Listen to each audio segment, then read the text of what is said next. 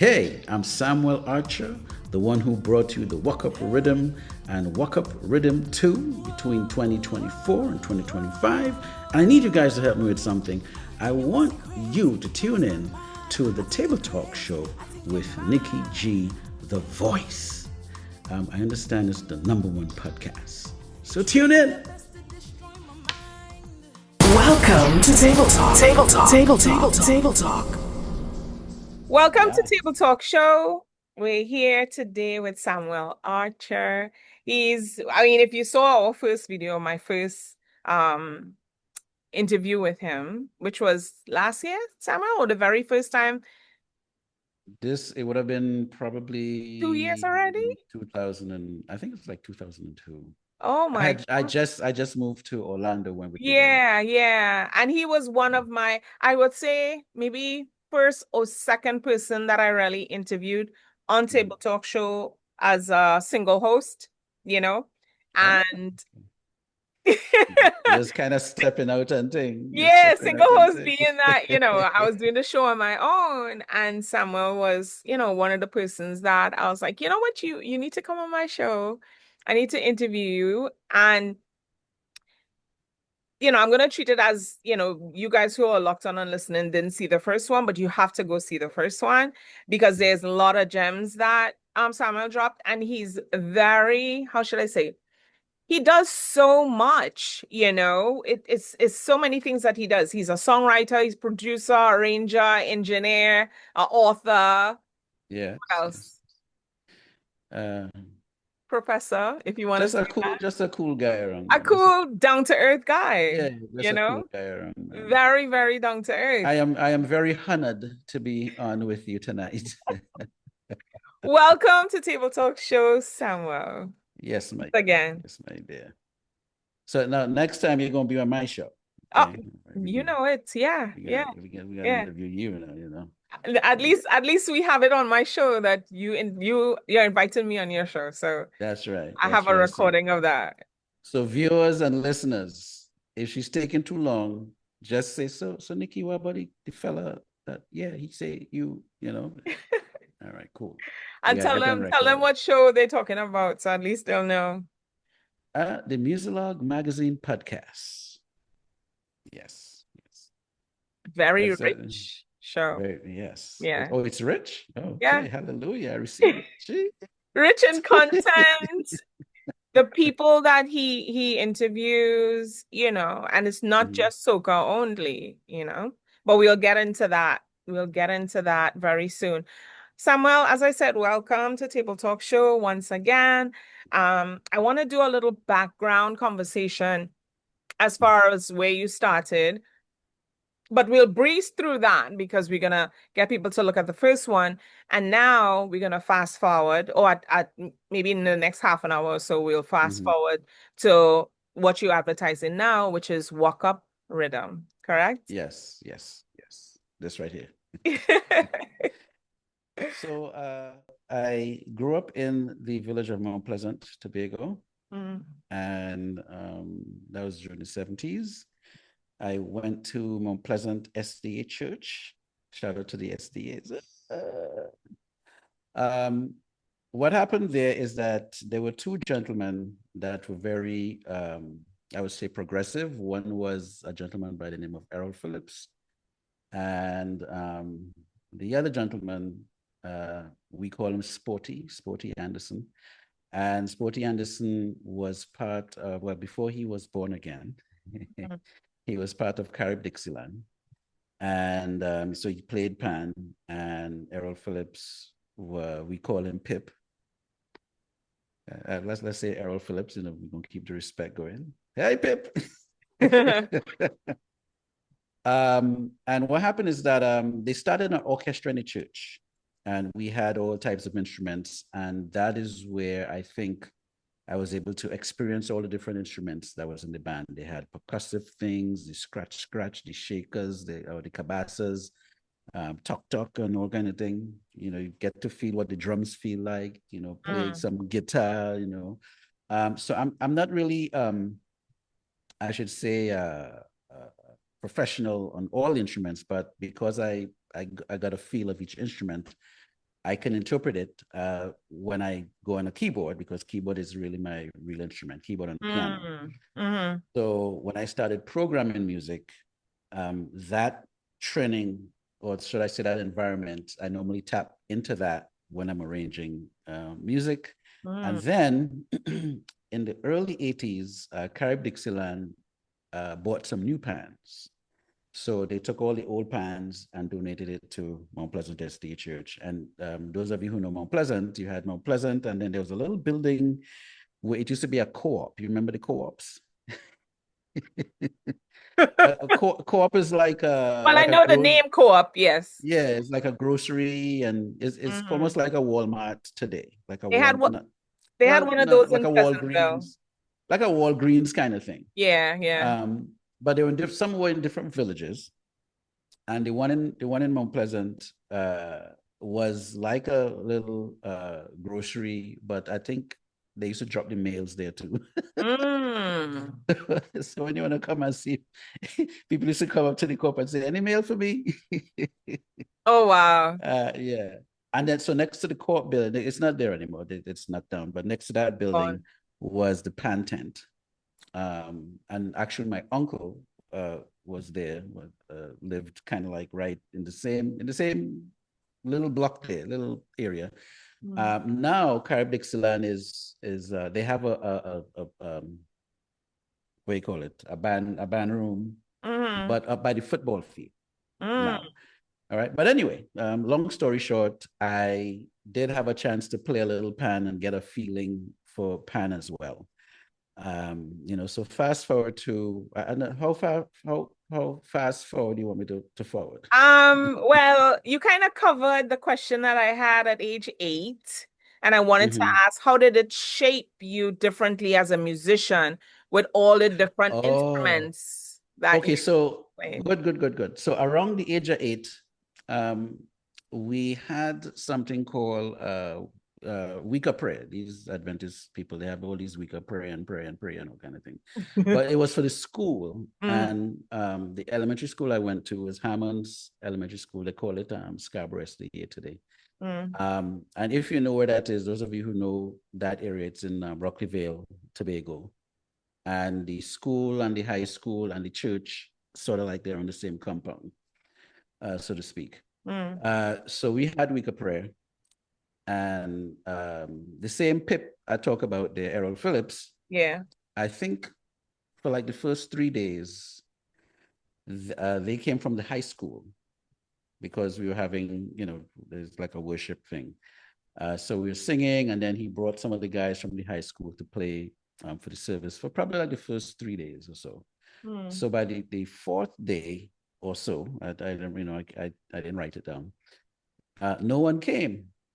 So I went and asked one of the teachers, "Can I play for the service?" So the teacher looked at me and said, you could play the piano? I said, he said, yeah. So I ran to the piano. He said, "All right, I'll play,"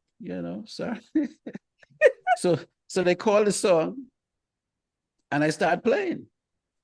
So I think the school was shocked they was kind of like shocked, like, wait, he could play? Yeah, because at age 8, seeing a young boy play at that age. I don't know how tall you were at that age, but still. I know, 2-3 feet. So what happened now is that I actually played the song right through. I remember that happening because the kids, like, they just couldn't believe I was playing the piano. So it was like a shock factor to them. Yeah. And then so after that, when they called the next song, the teacher was like, "Okay, now we know that Sammy could play the piano. All I could sing now."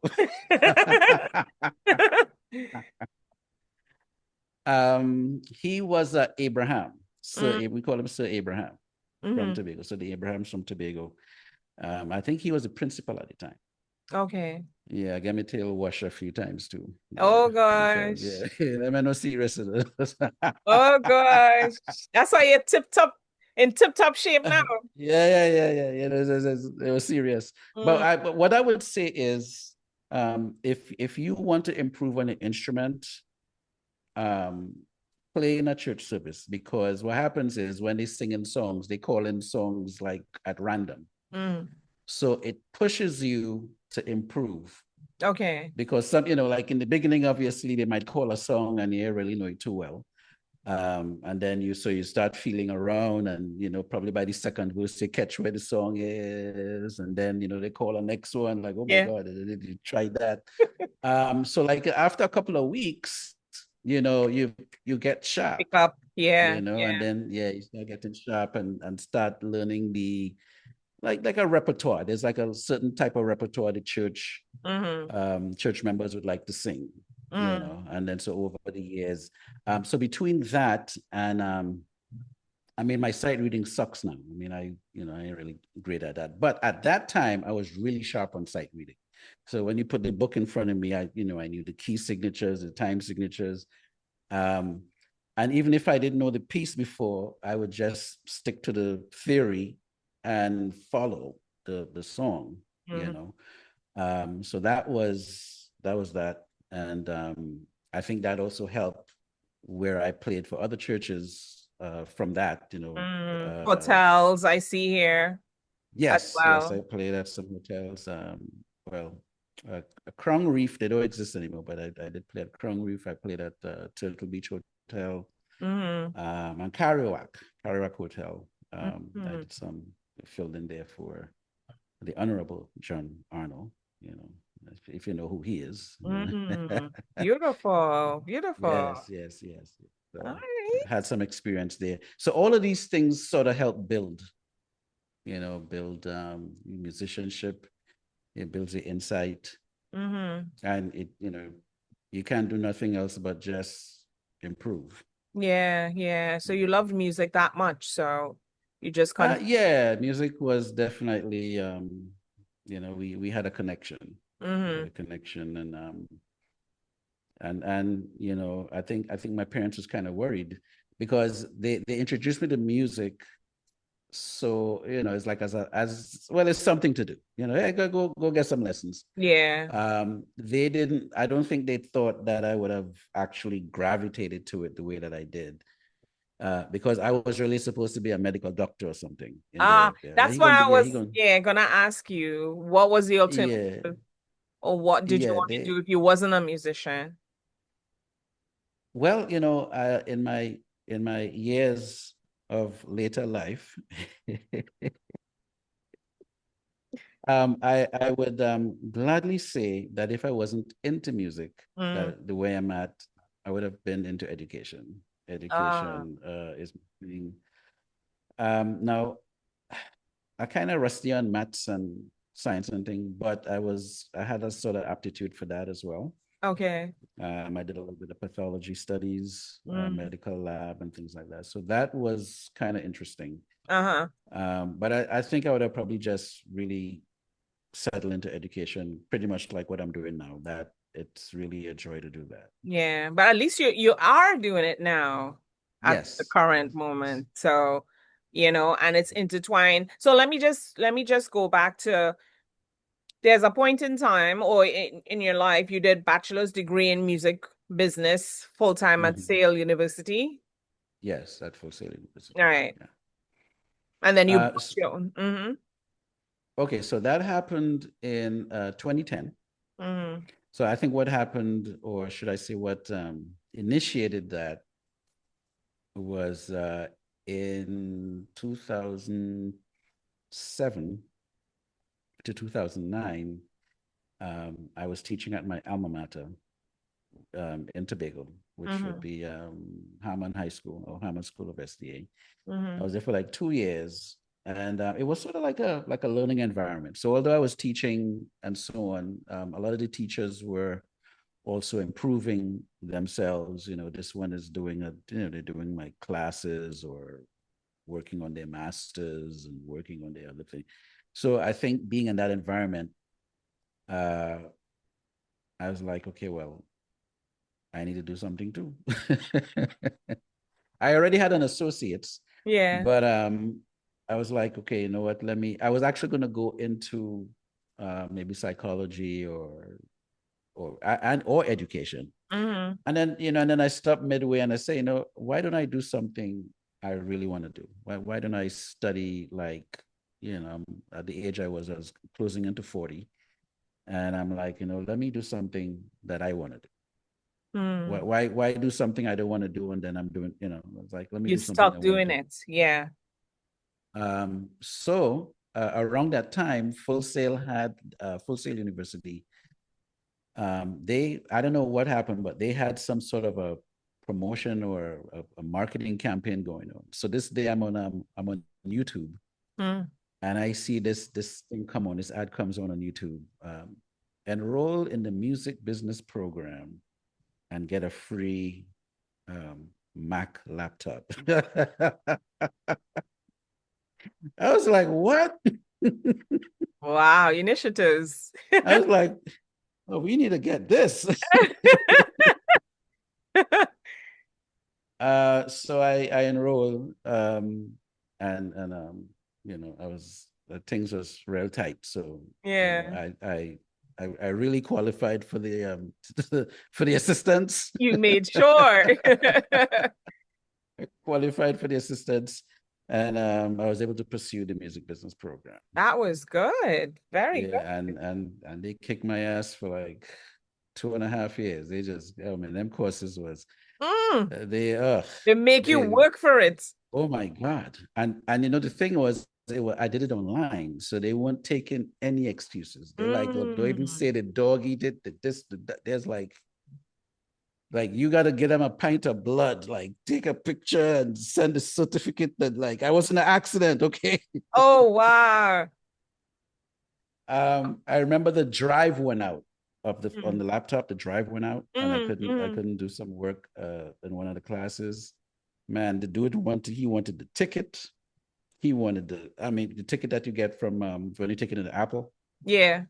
so they give you like a ticket and a receipt. Oh, to make Um, sure that something had happened yeah, to the he computer. wasn't taking any prisoners. He was Mm. like, Mm. you got to Mm. send this, you got to send that. Jeez, these guys are. It was like, I'm like, this. Why are you all so tough? We kind of lax now. We're Yeah. not that tough. Like, Before, yeah. And yeah. that's how the Caribbean is anyway. Well, forget about that. They're It just was worse. jamming. It was jamming when I was doing CXC. Oh my God. You did CXC, by the way? Uh-huh. Yeah. Yeah, I did what did I do? POB, social studies, You had geography, to, yeah, everything you had maths, to do. All. English. Mm-hmm. No, I was on the science side, but I had I probably put it in my book. There was a little situation, and Yeah. I fell out with a teacher, one of my teachers, and we had a little we had Seriously? a yeah, it was rough. It was rough. So what, didn't let you write it? Or what do you mean you fell out with the teacher? Well, it has a lot of layers too. You want that story? You want to hear that story? Summarize it. Summarize it for me. I want to get to the punchline because you already piqued my interest. Whew. Okay. Huh. So what had happened was Uh, uh it was a math teacher, mm, and I was in this class, yeah.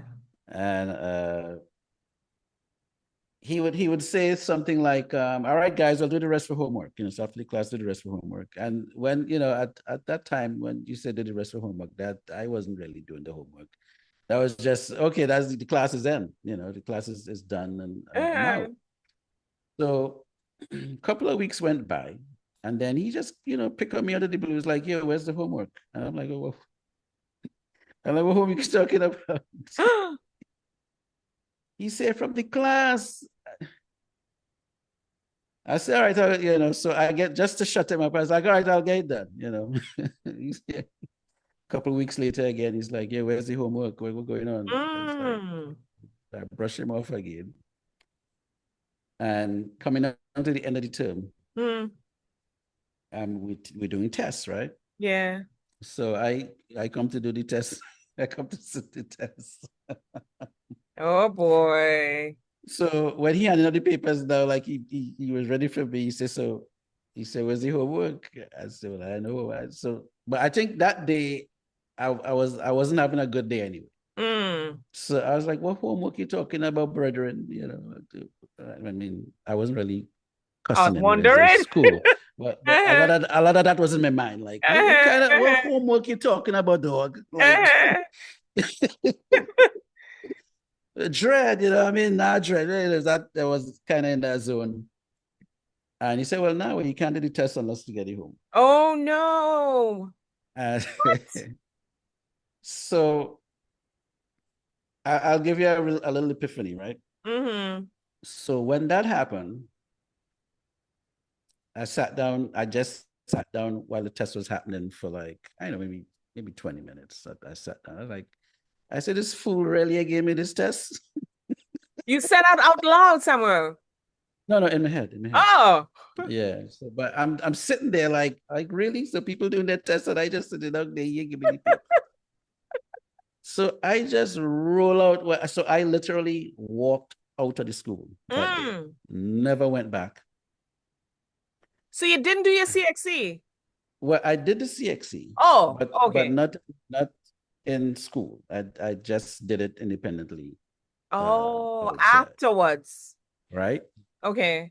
And to the day, literally 20 years after that, I'm at the school as a teacher.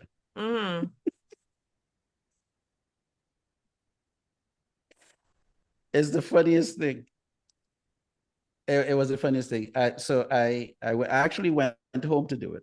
I was living here, but the principal wanted me to come and, he felt that I had some experience that would benefit the students and things like that. And, they wanted to have a really good music program. So thinking with my experience, it would sort of be a good way to start. And they hadn't started doing music for CXC as yet. So I was a teacher to initiate that, so the first batch of students that did music for CXC was the students that I started with there. So the thing is, once you start this subject, you can't stop it. So the key was to at least, have a batch of students that would start doing it. So then they'll have to keep offering, the opportunity for other students. For others, yeah. Yeah. So the epiphany was this. So I ended up having 2 students that kind of did a similar thing. So it was almost like a payback, right? So same thing, test comes around. Was it test? No. I think what they had to do, they had to assignments. It was like an assignment that they had to turn in stuff. So even though they did the tests, they were missing the assignments. Yeah. But I mean, I didn't let them. I didn't prevent them from doing the tests. But they kind of realized that, okay, they need to get this assignment in. It done, the due date done pass and all kinds of things. Already, yeah. So they came and spoke to me at they come to the staff room and, they kind of, well, sir, easy up now, sir. Yeah. So I ended up giving them all the tests, which was similar to the assignment. And I say, hey, what? Do these tonight and I go grade it and all I get to pass on. Yeah. So when I did that and I sat down on my desk, I was like, I think 20 years ago, the teacher just wanted me to come by the door. and plead, just say, well, sir, use me up now, man. I think that's what. Instead of acting like a badger. I went full badger and roll out of the place, all kind of thing. But I was like, that'll do it. But there's a good ending to the story. A few years later, he relocated here, and we had a reunion call, those phone calls. Yeah. And so he ended up on the call, and then after we had the meeting, he and I spoke, and it was good. It was good. It wasn't like I hate you kind of thing. It was more like, you're more adult. Yeah. And I was like, I say, I probably needed that, because actually that kind of lit a fire to have me pursue things with a certain kind of fight. you know, a certain kind of energy, a certain kind of focus, Mm-hmm. right? Because of So, what so he did. right. So I was even thinking, what if I went the other way? Would I have still had the fight? Like it because I was at a crossroads. You see what I mean? Yeah, yeah. So going the Bajan way I felt was good. I mean, in the It long wasn't. run, but in the short run, I think if I had gone and work out a deal, that would have probably been the story of my life. Yeah. Yeah. You I know what mean, I mean? they always say that, you know, the road that you choose, it depends on the road that you choose, determines the path you lead, you know? So if you Mhm. choose a tougher path, that's the road that's the road you're gonna lead. And then, you know, you Mhm. learn from that. So, you know. Yeah, yeah. But there was a time I wasn't even talking to him. I was like, nah, I ain't messing with him. I stopped talking to he. I stopped going on the compound. I stopped talking. I closed everybody off. Uh-huh. Because you wanted your way. Yeah, you know, it was, it was life, man. You know, it's life. You see life a certain way, and you think, look, I True. don't agree with that. I don't agree with that. And you know, Uh, when you're young, you feel you feel mm. you know everything, and You was a spoiled uh, child or something, or you just I wouldn't say I was spoiled. I mm, mean, let's say I was exposed to a lot of, I mean, it was a strict environment. You know, you're talking about the 70s. yeah. Well, 70s and the 80s, there was still some sort of a disciplinary type of, we would adopt that behavior, Mm.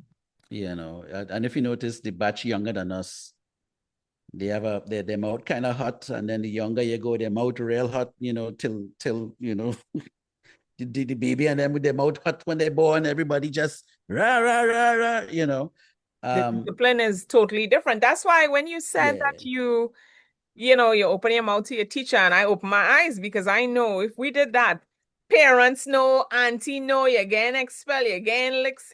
There were consequences. yeah. Yeah.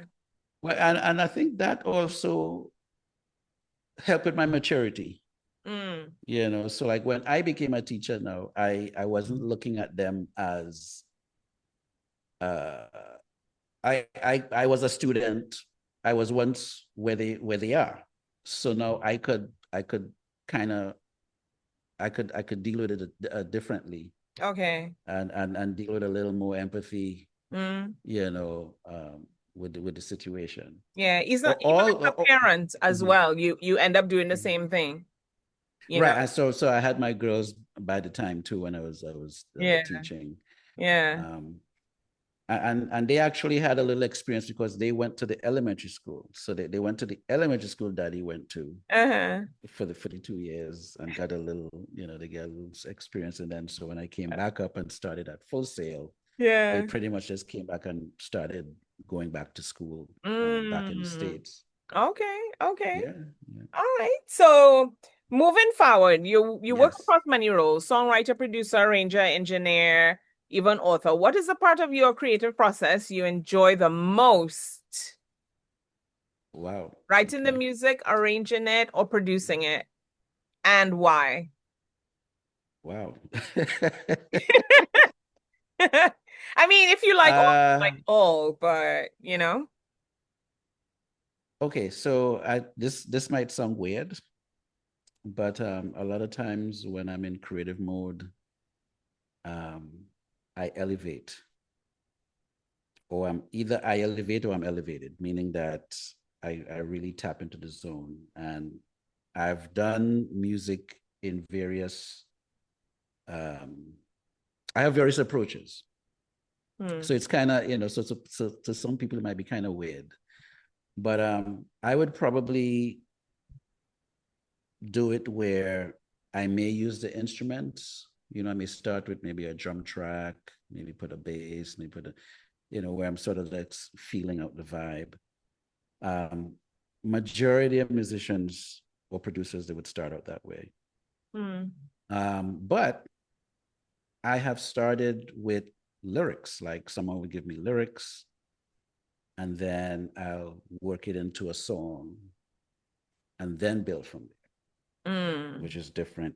Sometimes I may look at a picture or an Yeah. image or some sort of a, some sort of a graphic, and then I'll draw inspiration from that and see if I could tap into, well, what is the music that is offering, and then pull that too.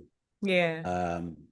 Sometimes I'll start with strings Mm-hmm. and feel the vibe there, and then add stuff to it. Sometimes I may work with samples. So I will say the creativity is one. If I'm by myself, it's one thing. If I'm in the studio, Mm-hmm. like the people in the studio, the engineers, and if they're additional musicians, they kind of like have so much fun with it because it's like in real time. Yeah. Yeah. I'm not coming with something that I wrote out and say, all right, well, this is your part. Although I've done that, but I've done sessions where the musicians didn't know where it was going to go. And then so we'll create, and like 2-3 hours later, they're like, yo, it's just like a whole vibe. So I think what happens is that it's sort of like an elevating type of experience.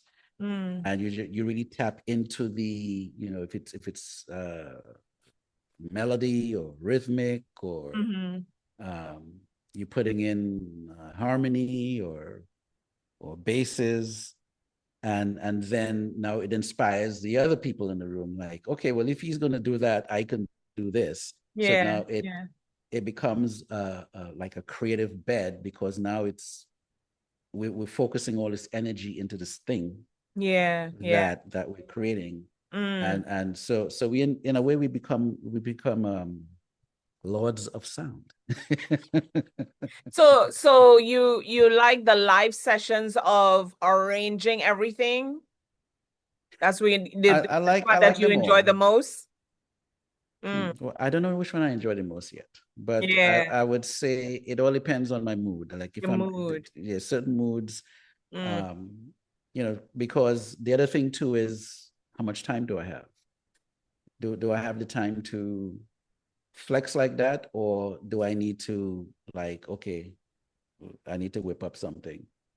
So it's like a hurry pot, Yeah. time to we had to hurry up something. All right, boom, you hurry it up, and well, it's good to go. All Yeah. right. It wasn't fully thought out, but it was just, okay, some raw talent. We came up with something, and we could present it to the world, or the artist, or whoever wanted this thing. Yeah. And then they took it from there. So it depends on the project that you're doing. That too. It depends It on the depends on your project. mood. It depends on the artist. It depends on Who where you're I'm at. working with. I mean, am I listening to a lot of dancehall like all week? Am I listening to a lot of soca? Or am I listening to classical? Am I listening to jazz? Yeah. So sometimes, depending on the week you catch me, it would sort of influence a particular vibe. Okay. Did you ever have a moment where you thought about quitting or shifting directions, especially when you left Tobago for the US?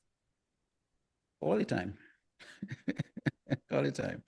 It's I think it's just an emotion you just have to face. It's almost like a heartbeat. It's almost like it's almost like blood circulation. So sometimes you just feel like, I need to quit, or I might see somebody that's really amazing, and Yeah. then I'd be like, well, why am I doing this? I have those moments, but the funny thing is, right? When you look at a creative person and they giving you, I love to look at, Instagram and all those places have motivational speakers, and then you have people who are creative who would probably tell you, how they got into whatever they're doing, right? And I would look for people mainly in voiceovers just to see how they got there, their story, their ups, their downs, especially their ups, just to see, what am I missing? And that's the same question I have sometimes. I'm like, oh my God, they're really going for it. They only staying on business. They're not all over the Yeah, place. You know yeah, what I yeah. mean?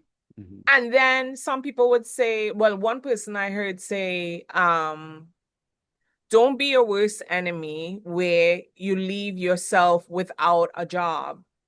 Not in those Mm-hmm. particular words, I'm saying, I'm just summarizing it. Mm-hmm. Understood, So understood. you're your own asset, you know, so you have to Yeah. advertise yourself. There's so many different things you have to do. And yes, I've had moments where I feel like I just need to stay off this and focus on that. And maybe I Mm-hmm. need to quit this so I could focus on one thing rather than be all over. But I enjoy everything, you know? Yeah, yeah. Yeah. I would say it's an emotion that you have to face, but at the same time, it sort of redirects you to your why. Because like when I'm inspiring young people, Mm-hmm. especially with where we talk about, the piano or the instrument, I'm like, look, music is supposed to be fun. It's supposed to be a fun thing. And so sometimes when I go to the point where I want to take it so serious that I'm forgetting the fun and leaving fun behind, or leaving the reason behind. And sometimes it might be the nature of the business. Mm-hmm. It might be like your support circle. Mm-hmm. Mm-hmm. Um, I think for me, uh, the support circle was important, even if I was doing it by myself. But you have an inner support, like loved ones around you. Yeah. Um, and I think at one point that support was kind of not there, Mm. and it sort of kind of knocked me off the track a little bit. Okay. Yeah, they knocked me up, and then so it was like, okay, you have to work your way back to your why. Yep. Yep. So it Yeah. can but I would say it's human to have the emotion of, okay, because we're always evaluating, Yeah. and Yeah. does this make sense? Should I keep pushing this? Going. Yeah. Should I chill? Should I, what should I do with it? Mm. And at some point you just had to make a choice and say, what you're going to do. Yeah, sometimes you know how they say everything happened for a reason, mainly. Mhm. Yeah. And I would say people like you, seeing your interviews, when you call me and you send music to me, right? I'm Mhm. using you as a reference since you're here, but you're one of the Okay. people. Okay. I know we had a chat today, so you know how my life is. So it's like there's Mhm. things that happen in your life and it tells you, you know what? This person is coming to me. This person is looking out for me to spread music. This person has just given me someone who was a chutney monarch, who won the chutney monarchs. You know, it's like you Mhm. see people looking to you to come to your show or to using you for something. So it gives you that clarification that you are doing something right, you Mhm. Yes. know, Yes. and maybe you should stick with it because other people seeing something that you don't see, you know. Mhm. So when Mhm. I evaluate what I'm doing, all those things come to play when I'm playing it back in my head. But the bottom line is you have to know if you really want it or not and what you want, you know. True. True. So Yeah, yeah, you had to be in it to win it. yeah, yeah, Yeah, yeah, you had to be in it to win it. So yeah, yeah, that's important. yeah. So looking back, what would you tell your like your 8-year-old self or your 8-year-old version of yourself, starting at the piano in Tobago? What would you tell yourself? What you know now, what would you tell yourself? I really don't know. All the lessons you've learned. Like you said one, like maybe if I choose Uh, a different path and I wouldn't have spoken to my teacher, but that's years after. But yeah, what advice yeah. would you give your younger self? That's what I should say. I just said it a little differently. Well, I know. You know what it was, as when I was a child, I was really a child. So I was real stupid. I was I smart can but see stupid. that. Yeah, I was Just smart but stupid. naive, naive. Yeah, let's go with naive. Okay. Um, so I guess every phase it was learning, like a learning Yeah. phase. Um, I mean, there were some things I wish I could have done differently, but at the end of the day, I don't think I'll change it. It was part of the path Your learning process. and learning, and I'm always willing to be coachable. Mm, So that's another thing. mm, Um, and I think, well, this is the other way. This is the other way. The other reason why is I look at all my experiences very similar to a butterfly. mm-hmm. So at one point you're a caterpillar, and then at the other point you're in the catalyst. The Uh, metamorphosis. right. So you're in the cocoon, Uh-huh. and then eventually, you're a butterfly. You're spreading your wings. Um, so I know what it is to be the cocoon. I mean, in the cocoon, I know what it is to be the caterpillar. The caterpillar doesn't know what it is to be the butterfly yet, Mm, or what the transformation is. yeah. Um, so looking at it from that aspect, I don't even know what I would tell myself, my younger self, if Really? All the stuff you know now? I do so One much advice? stupidness. I do so much stupidness.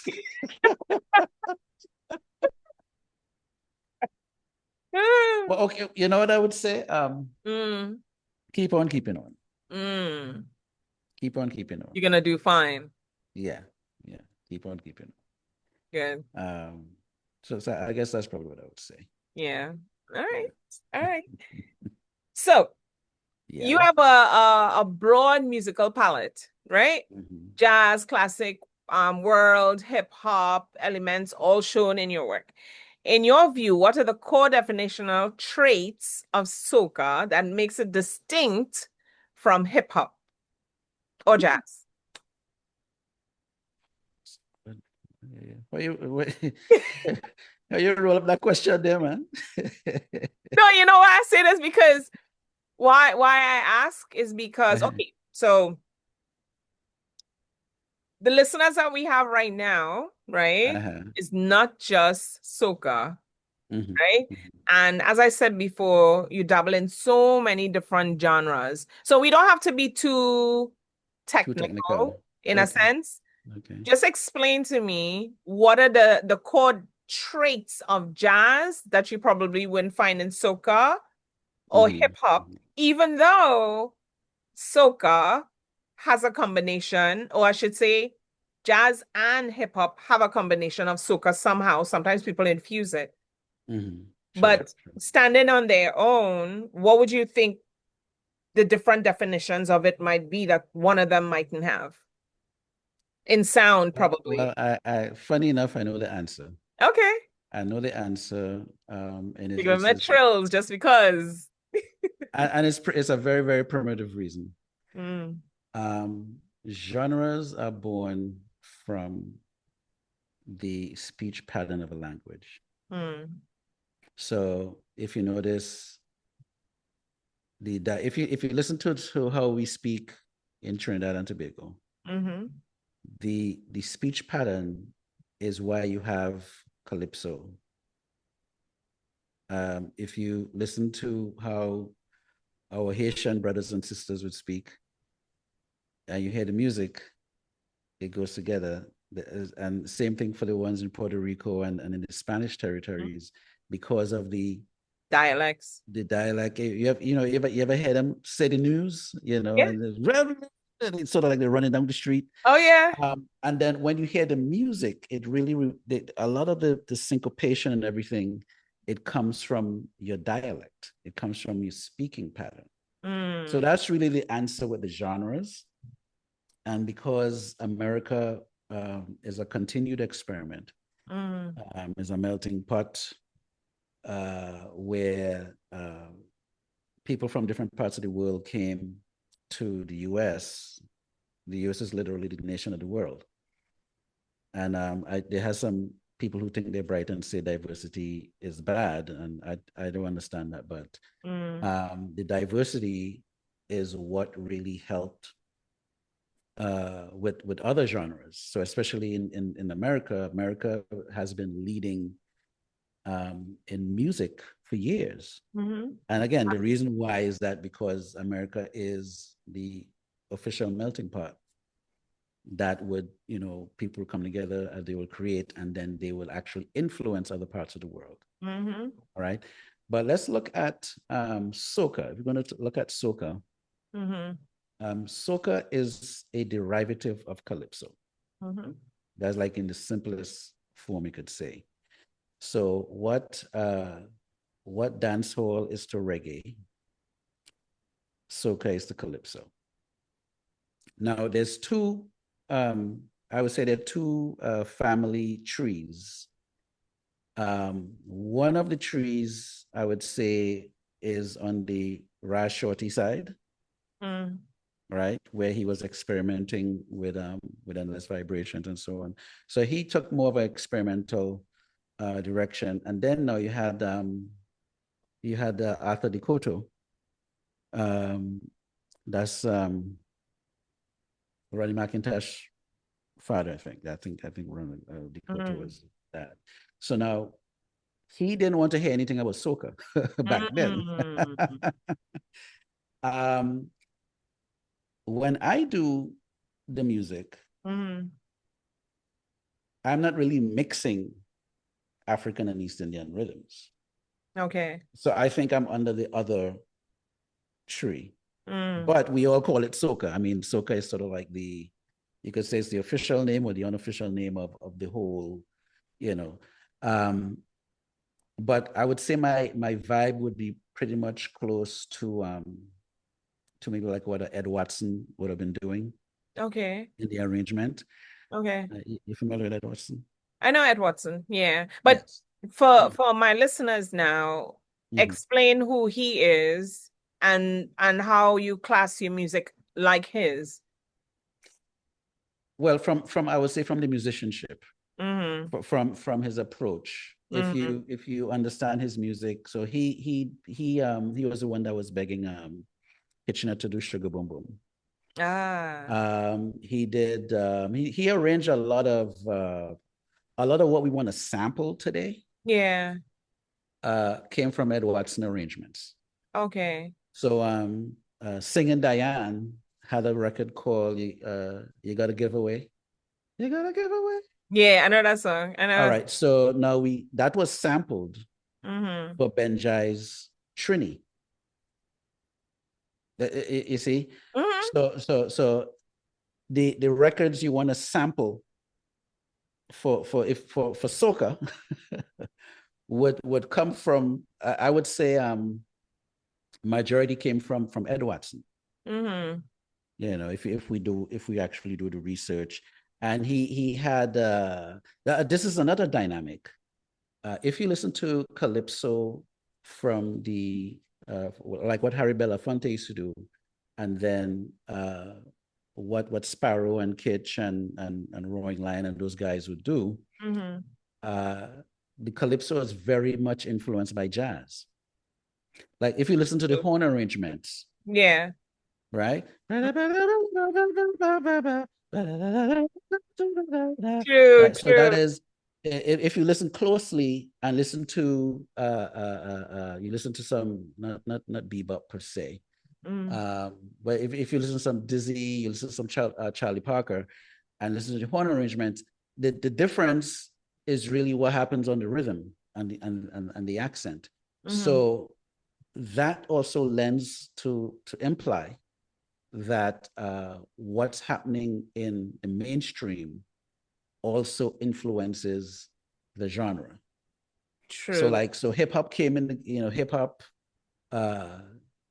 became a genre. It developed from the 70s coming into the 80s, and that also influenced where the soca went, or it influenced where the other forms of calypso would have gone, and so on, and even you talk to the regular Calypsonians, and they would always talk about how Sparrow would approach singing. Yeah. Now, Sparrow could sing more than the Calypso genre. He could sing jazz, he could sing R&B, he has a All broad, different genres. right, and he'll execute it with the proper breathing, the proper enunciation, and I don't know if we'll see another Sparrow. Just I mean, like, I feel like yeah. for what he brought to the game, Kitchener had more arrangements. Mm-hmm. So he was really more of he was like probably like a Mozart or Beethoven. Yeah. So it wasn't about his singing, it was about melodically what he was doing within the confines of the music. Mm-hmm. And Ed Watson did a lot of Kitchener material. As you're saying that, are you familiar Yes. with Sonny Roberts? He's a Jamaican well, he went to Europe. He was one of the pioneers who actually did the production, I think, on Sugar Boom Boom.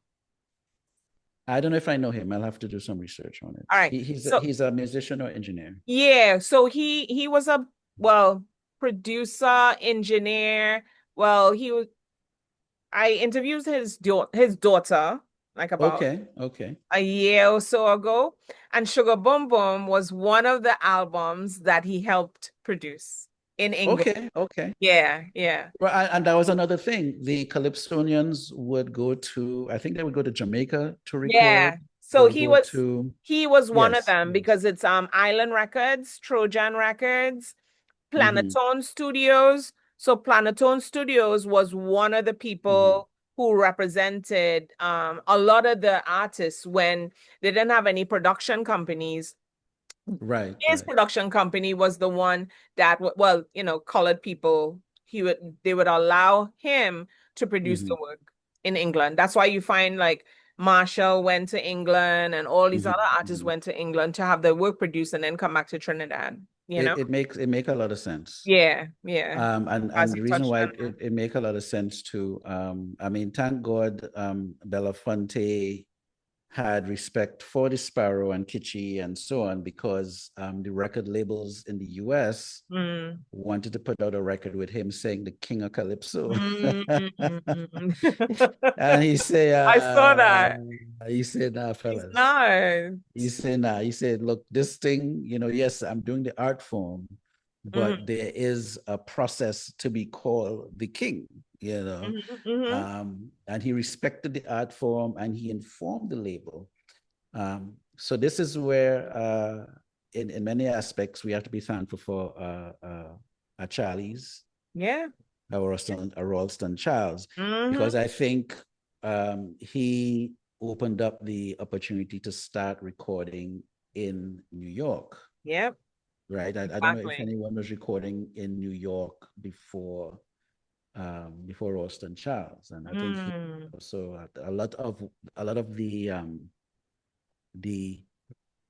the achievements or the momentum of introducing calypso and soca in the States, Charlie's he was one of the pioneers as well. a major pioneer there. Yeah, he was. But Jamaica and England was where a lot of the Calypsonians would go and work at one point. Yeah, it comes around full circle as you speak about them, So that brings me to my next question, right? Many genres thrive because they have strong cultural roots, technically mastered and evolving sounds. Where do you see that soca does very well? Let me rephrase that. What do you see that soca does very well? And what areas do we need room to borrow from other genres that's doing better than us? Okay, I understand the question, but I guess the what we need to borrow in terms of what other genres are doing that we could implement for the industry that we have presently. Okay, so our best feature is also our worst feature.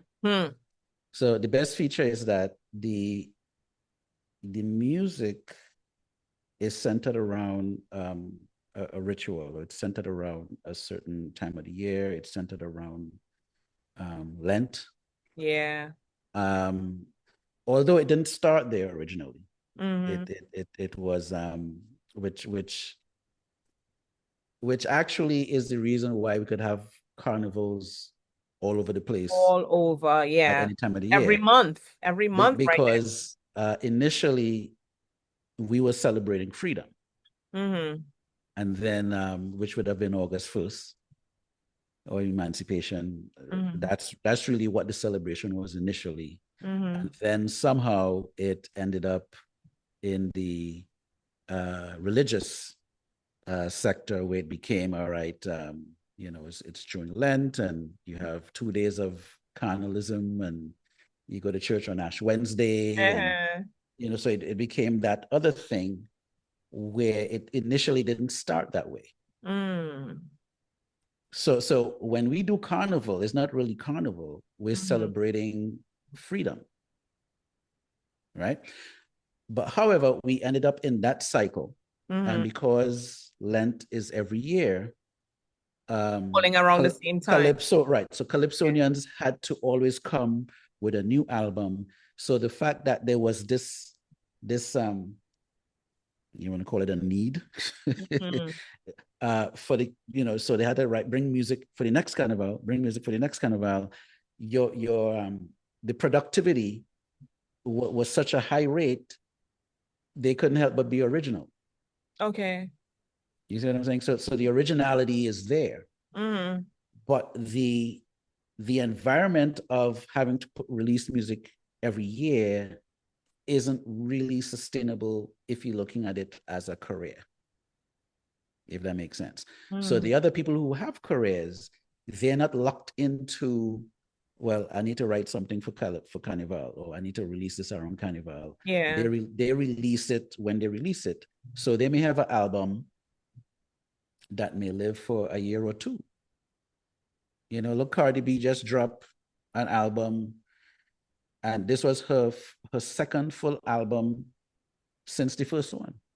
Yeah, she's been going through a lot of problems, so it's like. Well, I understand. I'm not going into her personal thing, but the fact was, I didn't even realize. I thought she had other albums. I didn't even, but they were just singles. She had released singles that did well. Yeah. And then, release a second album. So, which means that, okay, her career is not boxed into a seasonal thing. It's not boxed into, well, okay, we're doing this for the carnival. Yeah. So if the leaders, or should I say the leading people, not necessarily leaders, but the people that's, the ones you definitely hear on the radio, and you hear them on the plane when they're going home, they're playing their music on the plane in Yeah, BWE. constantly, yeah. Did I just say BWE? Yes, you did. Caribbean Airlines. At Caribbean Airlines, those artists, if you notice, they're kind of going outside of the box a little bit, and release at a certain time, and make sure the music bill, and so on. So I think it's a little bit of each, but we would have to get out of that cycle. Yeah. Because unless the people that's attending these events can make a conscious decision or be intentional that they're going to support the music. Okay. But if, I'm not going to say it's not possible, but where we are as a people, it's not easy. Because the music is for free. Sorry, go ahead. That's what I was just about to say. As you said it, that the music is free. That's a big thing, because right now you can get soca music and you don't have to pay for it. Yeah, it's on YouTube. You get it on YouTube. I mean, you could download a lot of music, but soca music, even before it was on YouTube, even before you could get it on different platforms, people were sharing it, and they've always been sharing it. You didn't have to buy it. So that's why I think compared to hip hop and R&B, I mean, I'm Mm-hmm. not so much soaked in that industry, so I can't Mm-hmm. say per se, but if I needed to get soca, it's only now because I'm in a group, you'd find people sharing Correct. folders Correct. and saying, okay, this is this and this is that, or some of the hip hop DJs, now you could get the music. But you Well, find soca just by what any one of those people that do distributions, right? Where they will send you the music and all you have to do is download it now. correct. Or if you have a big stream. Yeah, Um, yeah. but getting back to the consumers, the Hmm. consumers are not they're not in the conditioning of let me buy this or um, let me get a bundle, meaning that okay, even if the artist puts the music up and Yeah. you can stream it, what if the artist does vinyl and t-shirts or some sort of a To support them. merchandise? Yeah, yeah, How many people really want it? You yeah, see? So now it becomes a thing like, well, we bring the music is there for the celebration, yeah. for the 2 days of sin, Whew. and then Ash Wednesday, they put ashes and then you roll through. Uh, All is forgiven. You know, yeah, you exhausted the whatever that is. Um, so the consumers have to be either persuaded mm, or educated to be encouraged to hear what based on all the artists buy 3 albums. You don't have to buy all, but mm-hmm. or buy one. Commit to buying one, anyone, Or singles if they don't have albums. or buy a single, Mm-hmm. however. Mm-hmm. Or there's compilations. Yeah, yeah, Purchase one where the consumers would know, all right, you know what, this money is going back to the artist. Because at the end of the day, right, when you look at artists in Europe, you look at artists in Asia, you look at artists in the States here, they have a little pension plan going, which is the royalties, mm-hmm. and the other little benefits. They may not be um, obviously the artists would have probably had to be making some kind of money with their music, Yeah, but there's something in place for them. yeah. Royalties would keep coming in, but our folks home, I mean, do they get royalties? You That, know, now I think they do, but once their music is in rotation, and now I could see why, or you could tell me better. Now I mm-hmm, see why people are fighting for their music to be played on radio. Because if you don't understand the system or how the business mm-hmm, works, if you don't get your music on rotation, then you're not getting those residuals, right? mm-hmm, mm-hmm.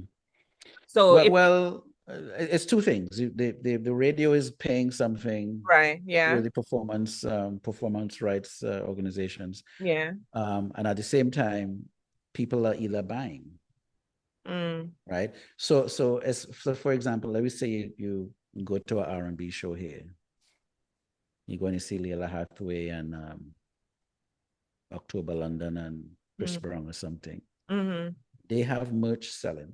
yeah, They have product available at the show. So, people pay to go in. They want to take pictures with Chris Brown. mm-hmm, And I don't know how much you're paying for that. But the point is, they are dedicated to the artist. yeah, There's some sort of a dedication, and they are buying into what the artist is doing.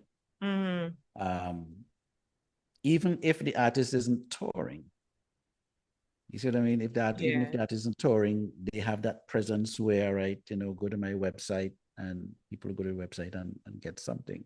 yeah, That would be a behavior that we would need to develop and encourage folks. Hey, if you appreciate culturally what we're doing, um, we needed to put something in opposed to where it is right now is a whole giveaway fest. Yeah, yeah. So yeah. Well, let's take a break. I'm sure Samuel needs a little break to, like, relax a bit. I asked him so many deep questions. Yes, some more. I don't want to chase him away. Bring it through. Bring it through. Bring it through. Sam, I would like you to give everyone your handles before we take a break, and then we'll come back introducing the Wuk Up Riddim that he's advertising. It's out now. There you go. So Sam, tell everyone where to find you if they need to work with you, and also where we would find the Wuk Up Riddim. Wow. Okay. How am I putting that quick and then go to the break? Oh, okay. So just give us the YouTube handles, your handle, and then we'll come back and give them more info. All right. So I think the YouTube handle is Samuel E. Archer. You just type in Samuel E. Archer and you should be able to find me. Instagram would be Soul Music Vineyard. I'm keeping the Soul Music Vineyard thing as well. And if you go to soulmusicvineyard.com, that's my website. One word. And I'm also on Facebook. Awesome. Yes. All right. We'll play some music for you. Keep it locked. And we'll be right back with Table Talk Show with Nikki G and Samuel. Keep it locked.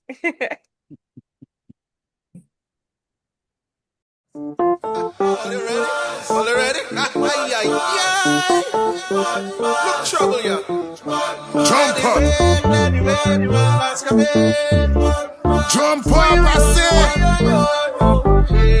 Okay. There's DJ House practice. There's going on in this. I'll get so much fun.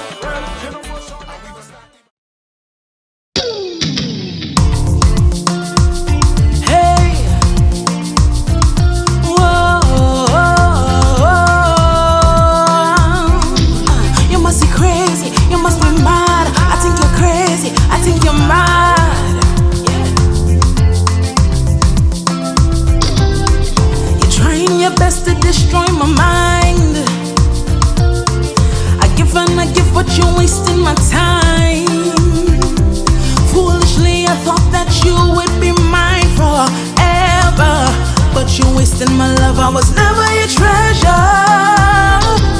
I was a good girl, you fumble me. Now I'm a bad girl, and you go see just how a heartbreak like this could be. Watch me run away in the party, cause I was inside, you didn't want me. I know I'm outside, you're calling me, but I can subscribe to your folly. Watch me run away in the party. Put this spotlight on me. I want everybody see what it's like to be free. I love yourself totally. Put this spotlight on me. I want everybody see what it's like to be free. I love yourself totally. I think you're crazy to think you could fumble me, to think you could mistreat me, and I could just leave it there. No way. You were a king, you sat on a throne. Looking for the hottest Caribbean vibes? Tune in to Island Vibe Philly Caribbean Station. Non-stop compa. Soca. She said never again, Reggae and Afrobeat. 24 hours a day. Live talk shows, the latest news from Soca to Soca blog, exclusive merch, and the perfect place to advertise your business. Download the Island Vibe radio app now. On Google Play or the Apple App Store. Feel the rhythm, catch the vibe, And vibe with the best. Island Vibe Philly Caribbean Station, where the Caribbean lives. Back to our regular scheduled program. Table Talk.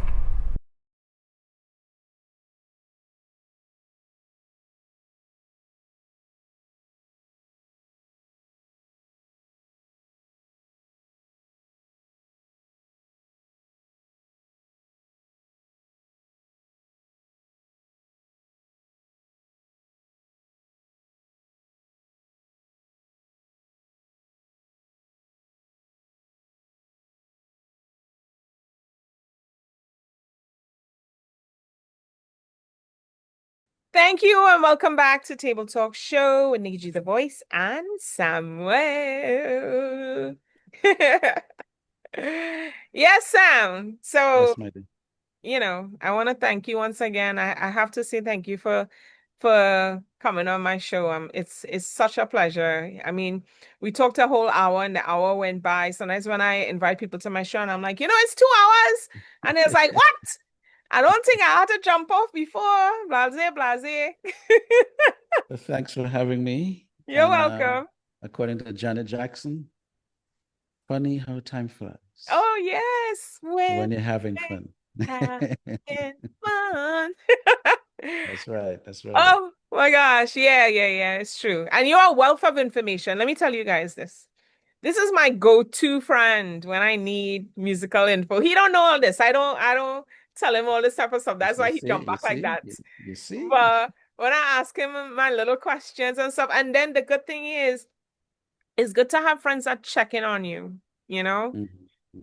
Sam does that. He check in on me. It's like, what going on?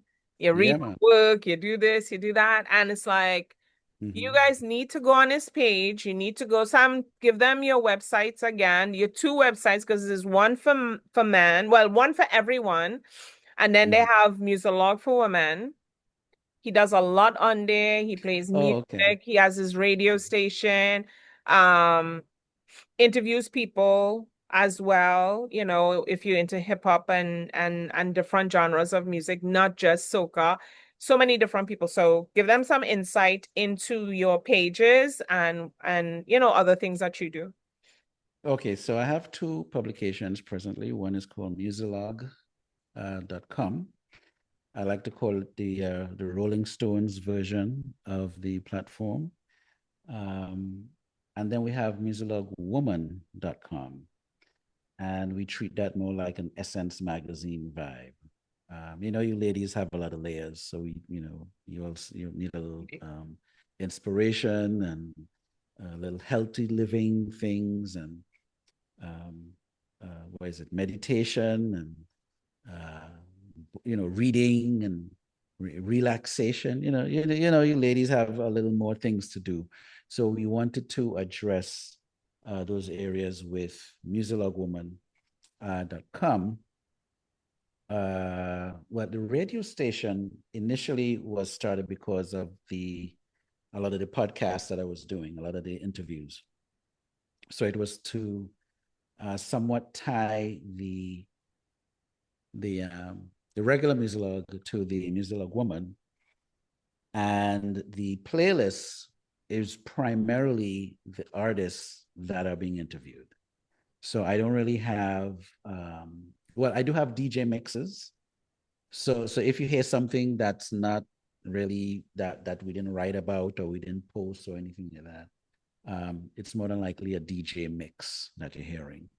But in the playlist, we primarily play all the artists that were interviewed at some point, or we wrote an article on you, or we posted something on you. So then we have that as the main meat. And then we have samsdigital.net, which is the marketing arm where we do a lot of the different services, like we do end-to-end service.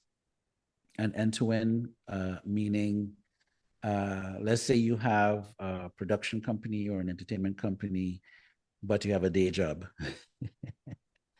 And you need someone with the know-how to help you, like release. You have like an album release, and you have a couple of things that you have to do to get that music out.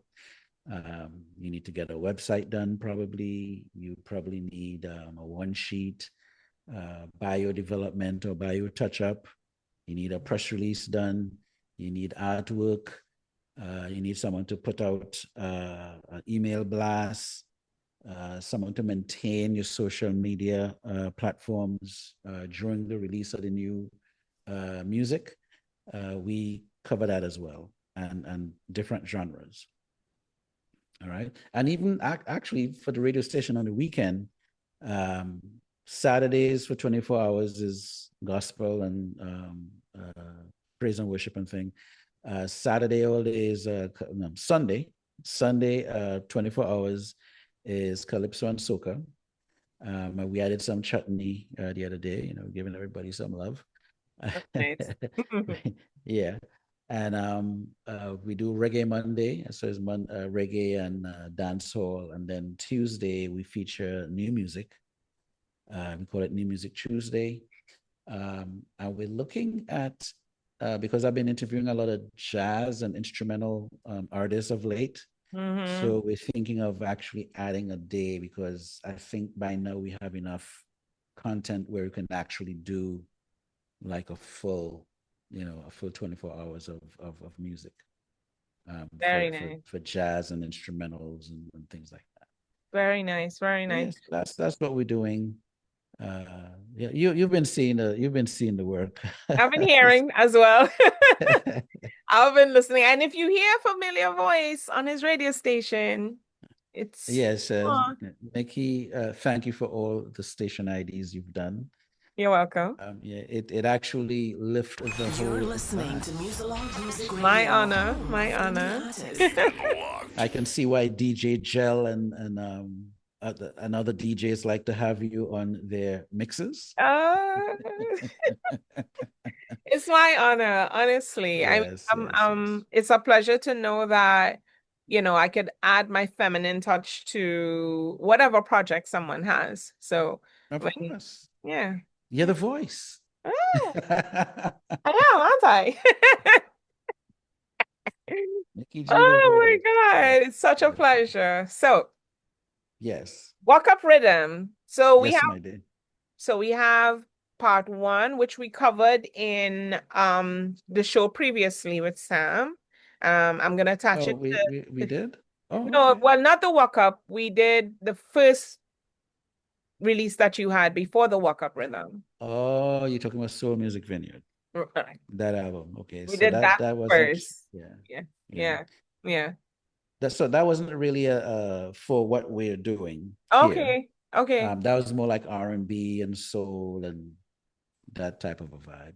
So the release that you had last year for Tobago, is this part 2 or no? Correct. This is It is part 2. Okay. Yes. And the name of that album was what?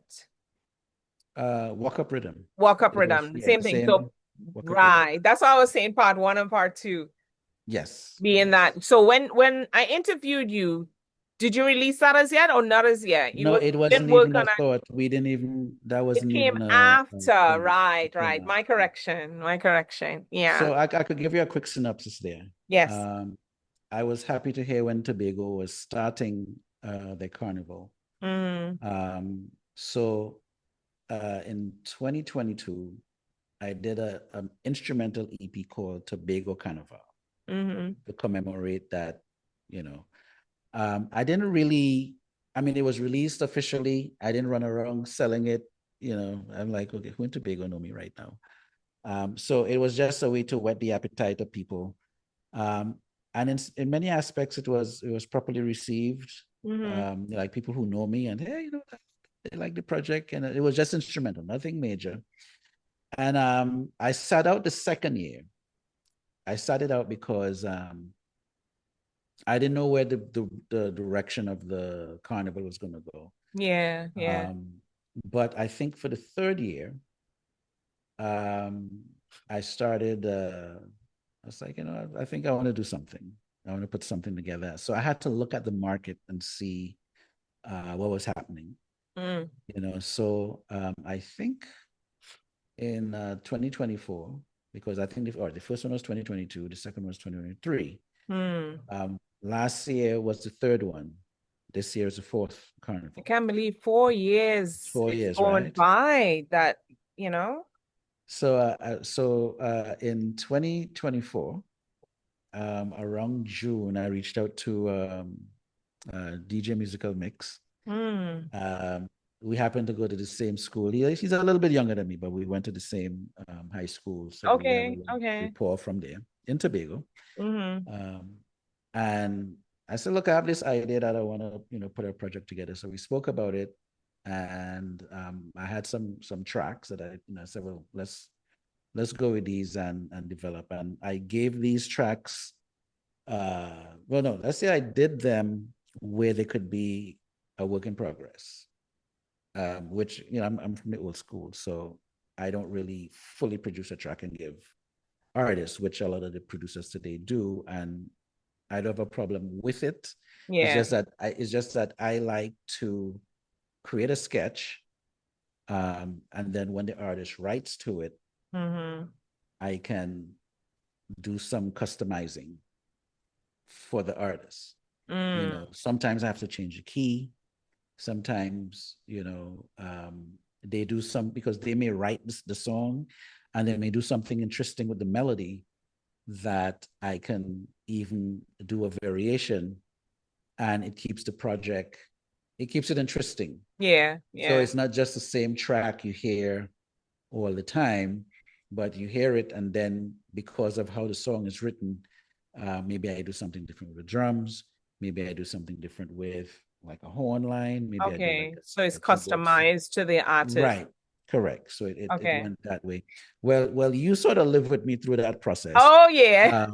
There was some. I did. There was some strong pull. critiques. Some strong critique. Which is fine. I mean, enough respect due to the folks. Yeah. Who had their. I feel it should go this way. I feel it should go that way. Yeah. A lot of people. Couple of people, I should say. Yeah, and that's okay. That's okay. Yeah. However, we did it was actually 3 rhythms on the project, and we did the evening. That's the one with Lemma Calbio is on that one. Roger George is on that. Hawkeye is on it. Candela Williams is on there. And is there someone I'm missing? Oh, Orrin Richards. And this is how it went, right? So after we released that, 2 of the songs ended up placing on the charts in Trinidad just before the carnival, I think. Which was good. I wasn't even expecting the songs to chart. Something like that. So charted. Yeah. And just before carnival, I released everything together. So I did what we call a waterfall release, meaning that, okay, you drop a song here, you drop a song there. And then by just before, maybe like February, just before the carnival, I released everything together. And I think when that was released, those who might have been skeptical really saw where it went, so at least it was a template to see. It sounded really good. Some of the songs we had to revisit them in terms of mixing, things like that. But I think I was really happy with that, with the first Wuk Up. What we ended up doing was Let Me Go to Tobago was doing so well that I did a remix of it on that project, on the first one. Okay. And then Orrin, who did, he actually wrote Let Me Go to Tobago. He heard the music and say, well, I'm going to write something different to this. Okay, this is the remix. So what ended up happening is that the song, the track, or should I say the rhythm that we're featuring now is actually the remix of Let Me Go to Tobago. And we just released 2 singles. One is by Yolanda Job Thomas, I think, from Tobago. Yeah, Job Thomas, yeah. Yes, but she prefers to go by Yolanda. Okay. And so her song is called Fumble. And Orrin did his version. It's called No Stupid Man. Yeah. And his is more, it could be a party record in a way, but I guess people would have to catch what he's singing about and then say, okay, they understand the lingo of the song. Yeah. So we'll see how that works. Okay. But stay tuned, because we also have 2 more songs to release. One is from Roger George. Shout out to him. And one is from Chantal Campbell, which I actually did a single with earlier this year. Was it this year? Yes, earlier this year, a record called Carnival Romance. A record called Carnival Romance. So we're sort of, I thought that it would be good to keep the Wuk Up Riddim franchise and see how far we can How take it it. goes. Yeah. What is the Yes. reception right now from the music that you've released already? Well, okay, the Fumble is doing very well. We're doing some marketing online with it. Yeah. And the other thing too, the frenzy of the Calypso, not the Calypso, the frenzy of the Carnival home Yeah. Yeah. is happening as we speak. It is. So, And where are you? right? Could you imagine that? Ah, Well, the good thing is that Yolanda isn't too big. oh, good. Good. So she has been on the ground doing some work. We've been getting Nice some good responses with her feedback. song. Good. Good. A lot of the ladies could relate to the fumble issue. All right. Oh, So yeah. if you haven't heard that record yet, what you played it, right? You might have been playing it. Yeah, I Uh, did. I did. yes. We're So the gonna we're gonna fumble. play it right after so people will get to listen to it and then we'll come back with questions. Okay. Okay. So yes. So that is doing well, but I wouldn't really get a true feedback until maybe after Carnival. But the DJs have it. I sent it to the record pools. Nice. It's online. People are, but I did send it to a couple of people in Tobago, Uh-huh. and they were loving it. Yeah, yeah. They were like, Well, I know when I shared it with well, Soca to Soca got it. He oh does yes, right. right. And he gave So us a very good write up. Thank you so yes, much, Soka to Soka. Thank you so yeah, he much. did. He loved Yeah. it. He had a lot to say. He couldn't wait. He inspired the interview as well. He was like, you know what, Yes. I have to interview this guy again. I was like, yes. What was I thinking of? you know? Um, and Yeah. Samuel, we always talked about it, but I was like, this is the opportune time in order Mhm. to do so. But speaking about the artists, how do you go about picking your artists? I know when you did the first one and you mentioned it to me, Mhm. Sodonia jumped in it. Yes. He's Shout out to one, him. He did an amazing job. Yeah. yeah. He Yeah. was one that understood the concept because, if you haven't done it before, like how Mhm. you say in old school, how you explained how you do your work.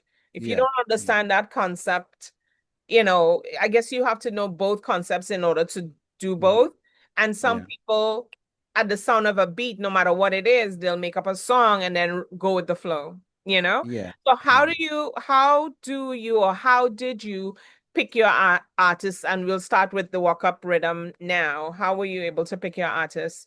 Some that you might have worked with before, but how did Yes. you pick them? So I did work with Oren before, Mm-hmm. and his version of the evening rhythm, he Mm-hmm. wrote Let We Go to Tobago.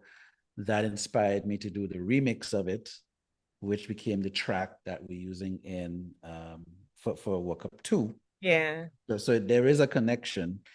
And then One Dread, who is one of the engineers on the Mm-hmm. record, he knew Yolanda Okay. and gave it to Yolanda, and then she worked on it and wrote her song Oh, to it. nice. Now I think what it is really, I send it out, and then the different artists, they will share it out to different people, and then they'll decide if they want to be on it or not.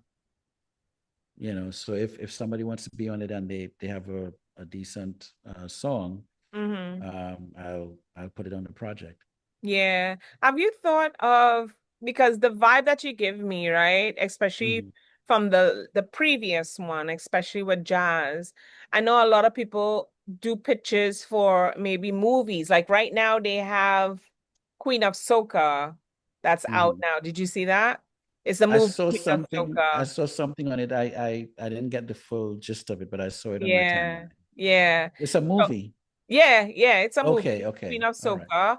Um Terry Lyons is the main actress, right? Oh, okay. Yeah, she's the main Okay. actress.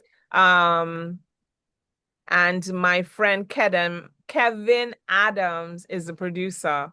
So Okay. I'm hoping to get him on the show at some point when he's doing his promotion over here. But Mm-hmm. we're gonna try and get him on the show. So have you thought of your music or doing pitches to movies Mm-hmm. or where do you I see? mean, the sky's the limit. Um, uh, I mean, I'll maybe if I'm producing a film, it would make sense. Or if someone is producing a film, Yeah. I'm not really producing a film presently. Yeah. But I wouldn't mind submitting the music to someone who's in film. Yeah.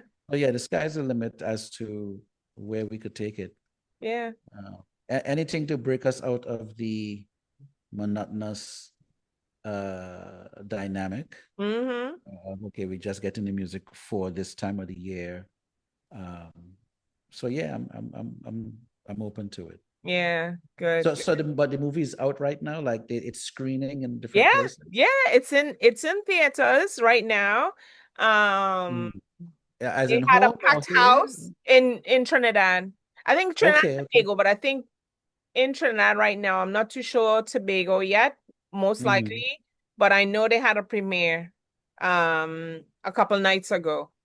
So if Okay, you go on cool. Queen of Soca, it should you'll see the reviews and they talking about it and all that, you know? Okay, Yeah, I'll great. introduce you to him. I think that'll I be look a forward. nice, yeah. No problem. No All right, problem. so we're gonna take a quick break. We'll play the music. You want to set up the music for me, please? Wuk Up Which one? Riddim, any song. Okay, let's set up Yolanda's song, and then we'll play that. Okay. You are about to listen to Fumble by the extraordinary Yolanda. Wuk Up Riddim by Sam Archer Project. This is part 2. Yes.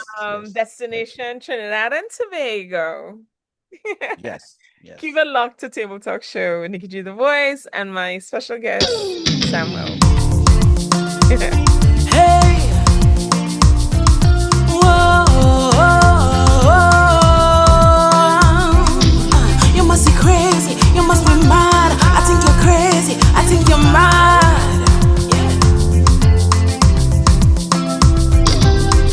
You're trying your best to destroy my mind. I give, but you're wasting my time. Foolishly, I thought that you would be mine forever, but you're wasting my love. I was never your treasure. I was a good girl, you fumbled me. Now I'm a bad girl, and you go see just how a heartbreak like this could be. Watch me run the race in the party, cause I was inside, you didn't want me. I know I'm outside, you're calling me, but I can subscribe to your folly. Watch me run the race in the party. Put this spotlight on me. I want everybody see what it's like to be free. I love yourself totally. Put this spotlight on me. I want everybody see what it's like to be free. I love yourself totally. I think you're crazy to think you could fumble me, to think you could mistreat me, and I could just leave it there. No way. You were a king, you sat on a throne. I never let a next man get in your zone. But the problem is that you were too comfortable. No, I just want you to leave me alone. I was a good girl, you fumbled me. Now I'm a bad girl, and you go see. Thank you for tuning in to Table Talk Show with Nikki G the Voice. We're in the last hour or so of the show, and I Hanging have out. my special I have my special guest with me, Samuel. We have a beautiful conversation. Please go and look at part 1 and you'll get a gist of everything Samuel does from beginning to now to present. And right now he's promoting the Wuk Up Riddim part 2. Okay. Yes. What you just listened to was Yolanda's song. Yes. And we are about to also let you listen to Orrin Richards' song, No Stupid Man. Okay? Yes. Tell us about that song, Samuel. The No Stupid Man. Mm-hmm. So he's singing about a situation Mm. that's kind of sensitive. But we deal with it in the Caribbean a lot.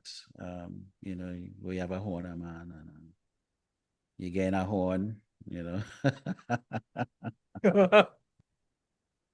So which actually both songs. Now let me. What is so funny is that Oren wrote "No Stupid Man" before, right? So when he said I'm going to write something to it, Yeah. he did that, and I was like, okay, that's. I thought he was going to go in a more happy mood with the Yeah, yeah, record, yeah, right? yeah. And then when Yolanda did her record with Fumble, it is almost like both songs are in the same, In part, yeah. yeah, you know, in the same neighborhood. Mm-hmm. So, but I think with Fumble, I think a lot of ladies could relate to that, you know, about the man who fumbled them, you know. Mm-hmm. Mm-hmm. You Mm-hmm. could fumble a girl like me, you know.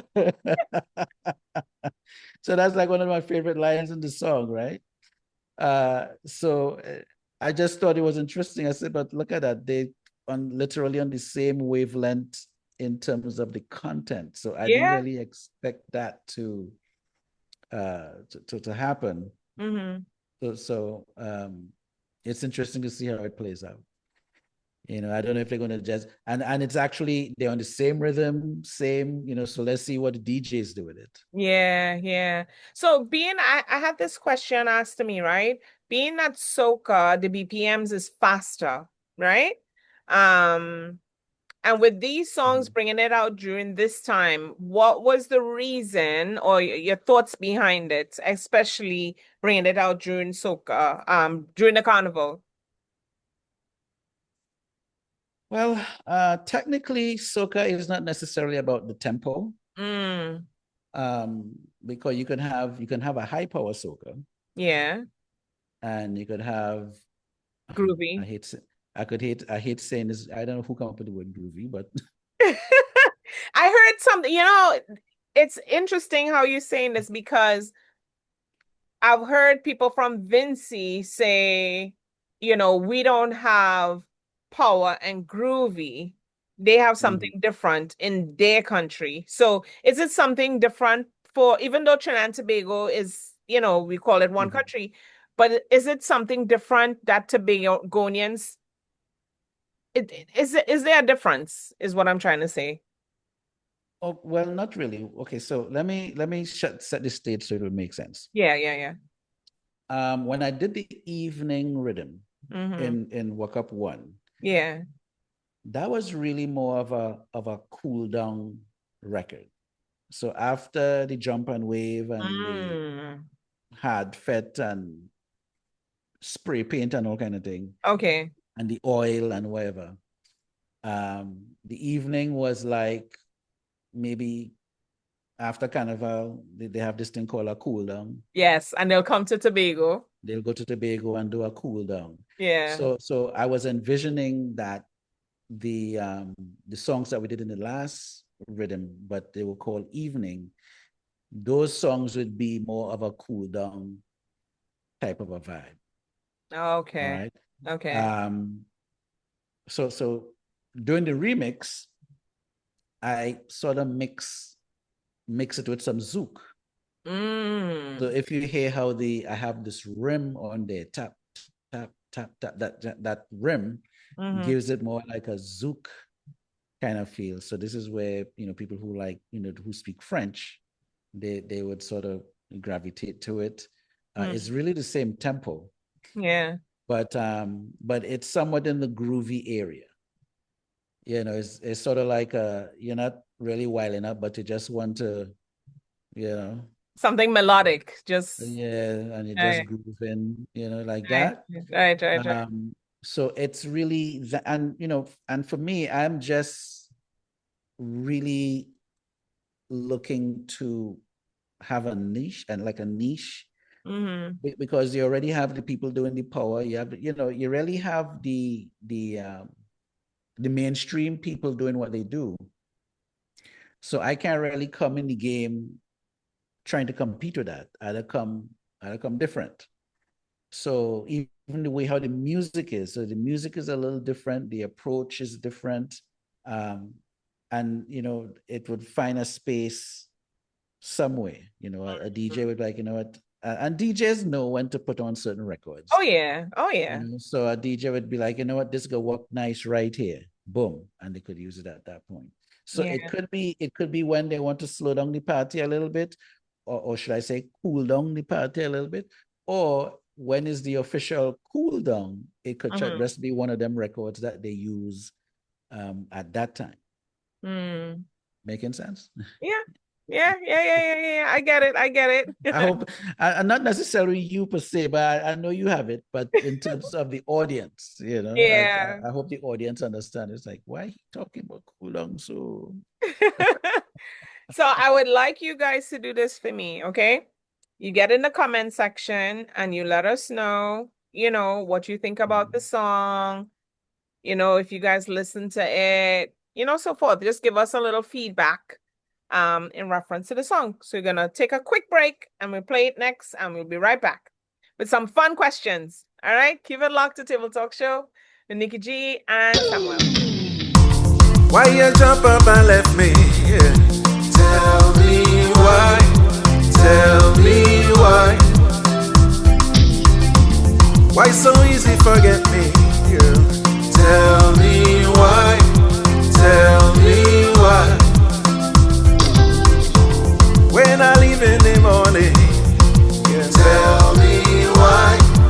Tell me why. You bring in a man haunting me. Tell me why. Tell me why. 'Cause I am a hugging man, a loving man, I'm a giving man, a forgiving man. I am a sharing man, a caring man. But you know the longest road haven't it? 'Cause I ain't no stupid man. No, no. No, no. No, no. No, I ain't no stupid man. No, no, no. No, no. No, no. You have me friends and them laughing me. Tell me why. Tell me why. Behind me back they all talking me. Tell me why. Tell me why. Anything I don't understand. Tell me why. Tell me why. They all know who's the honor man. Tell me why. Tell me why. 'Cause I am a hugging man, a loving man, a giving man, a forgiving man. Table Talk is now in session. Now in session. Now in session. Listen.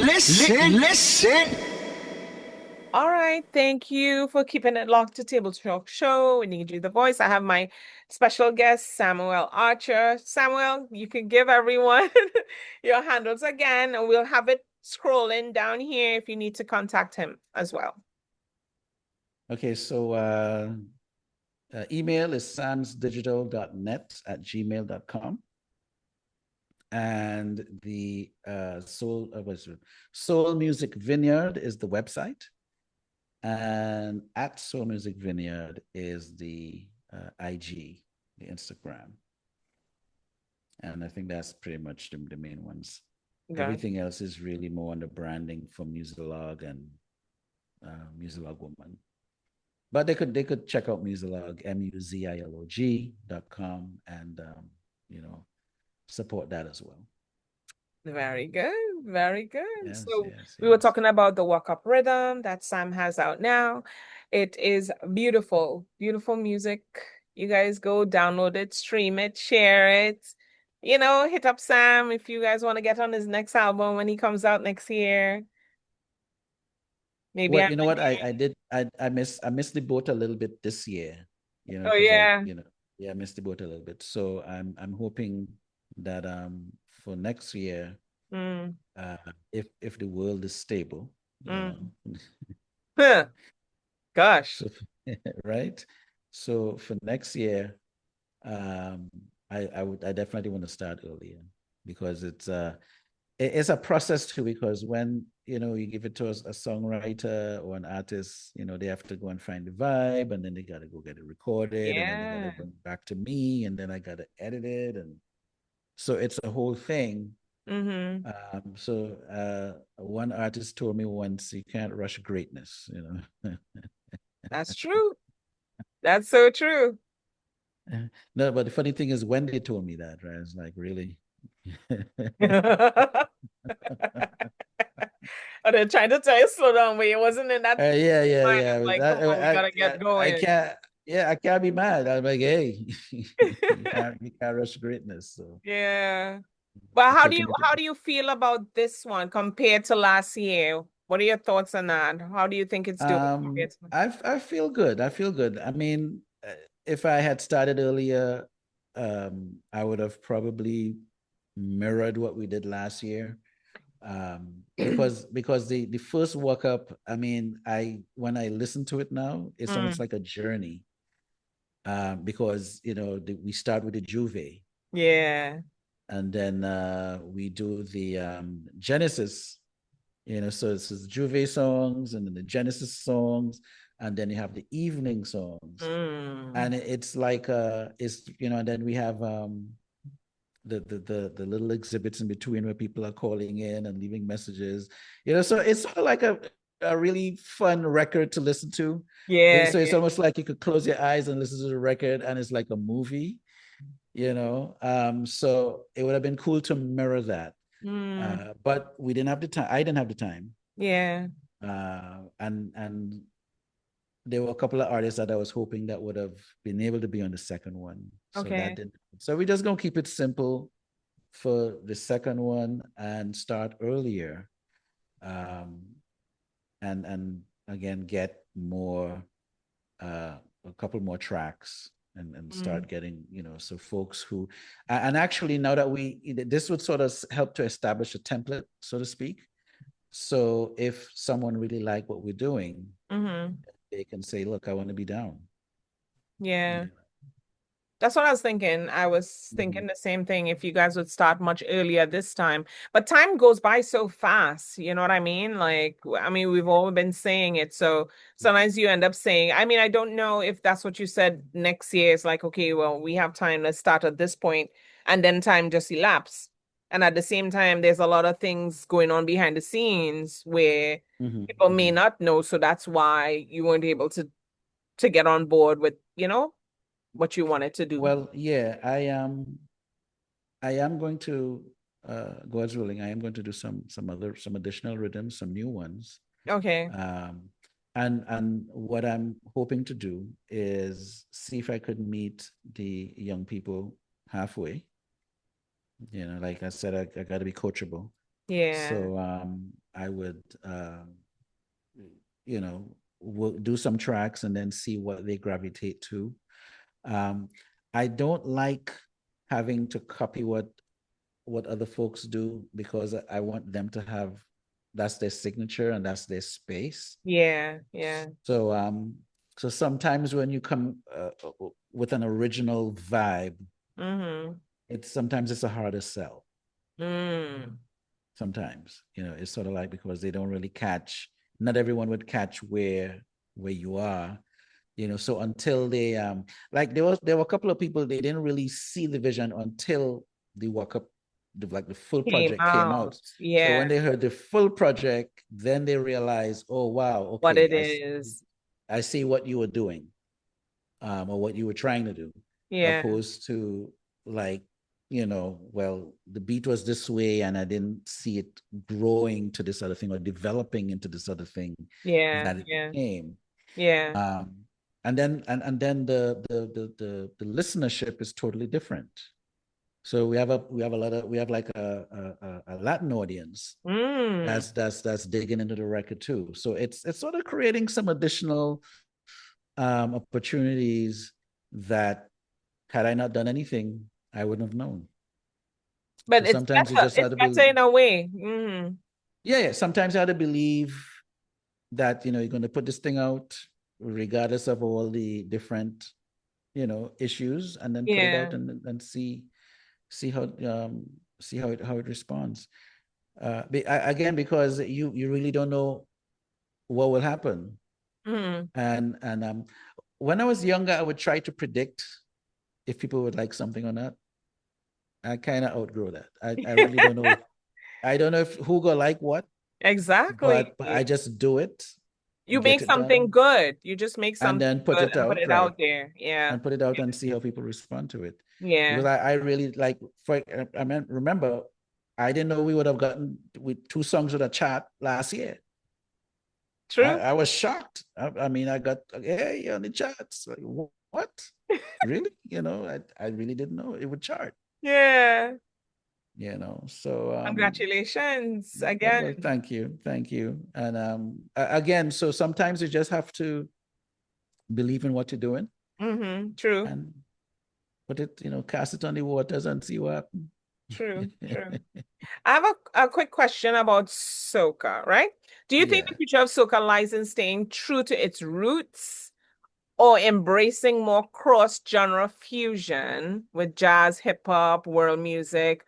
What balance do you aim for in your own work? Okay. I think it's going to evolve. I personally, this is my personal thing. People have the different opinions. Personally, I think where chutney is today is what Ras Shorty, or should I say Lord Shorty, because there's a difference, right? Where Lord Shorty was going. And I'll explain why. I remember when there was a time in hip hop you couldn't tune the samples. Right? There was a time when you put a beat together, you took a sample from this and a sample from that, and there was no way to put it all in key. Right? But because someone was rhyming over it, it worked. When you had someone like a Mary J coming into the picture, she was like one of the first people singing over a hip hop track. So initially it was kind of weird to hear. Another thing that was, and I'm going to give you another example and then come to the soca. Another thing that was hard to hear was there was a time when dancehall would just be this one chord. One chord. And then you'll have a guy like Sanchez singing a love tune over this. He's singing this love song over one chord, they're not changing the chord to go in. It's just one chord. So initially when we heard that, it was weird to us, because as musicians and even the listeners are like, why they not changing the chord? But today, we kind of learn to appreciate what it is. Sanchez did this 1 in a Million. If you listen to 1 in a Million, beautiful song. Is right, the original, right? But his 1 in a Million is a reggae, or a dancehall. Well, it's really a lover's rock. It's kind of like a lover's rock, but it's one chord, right through.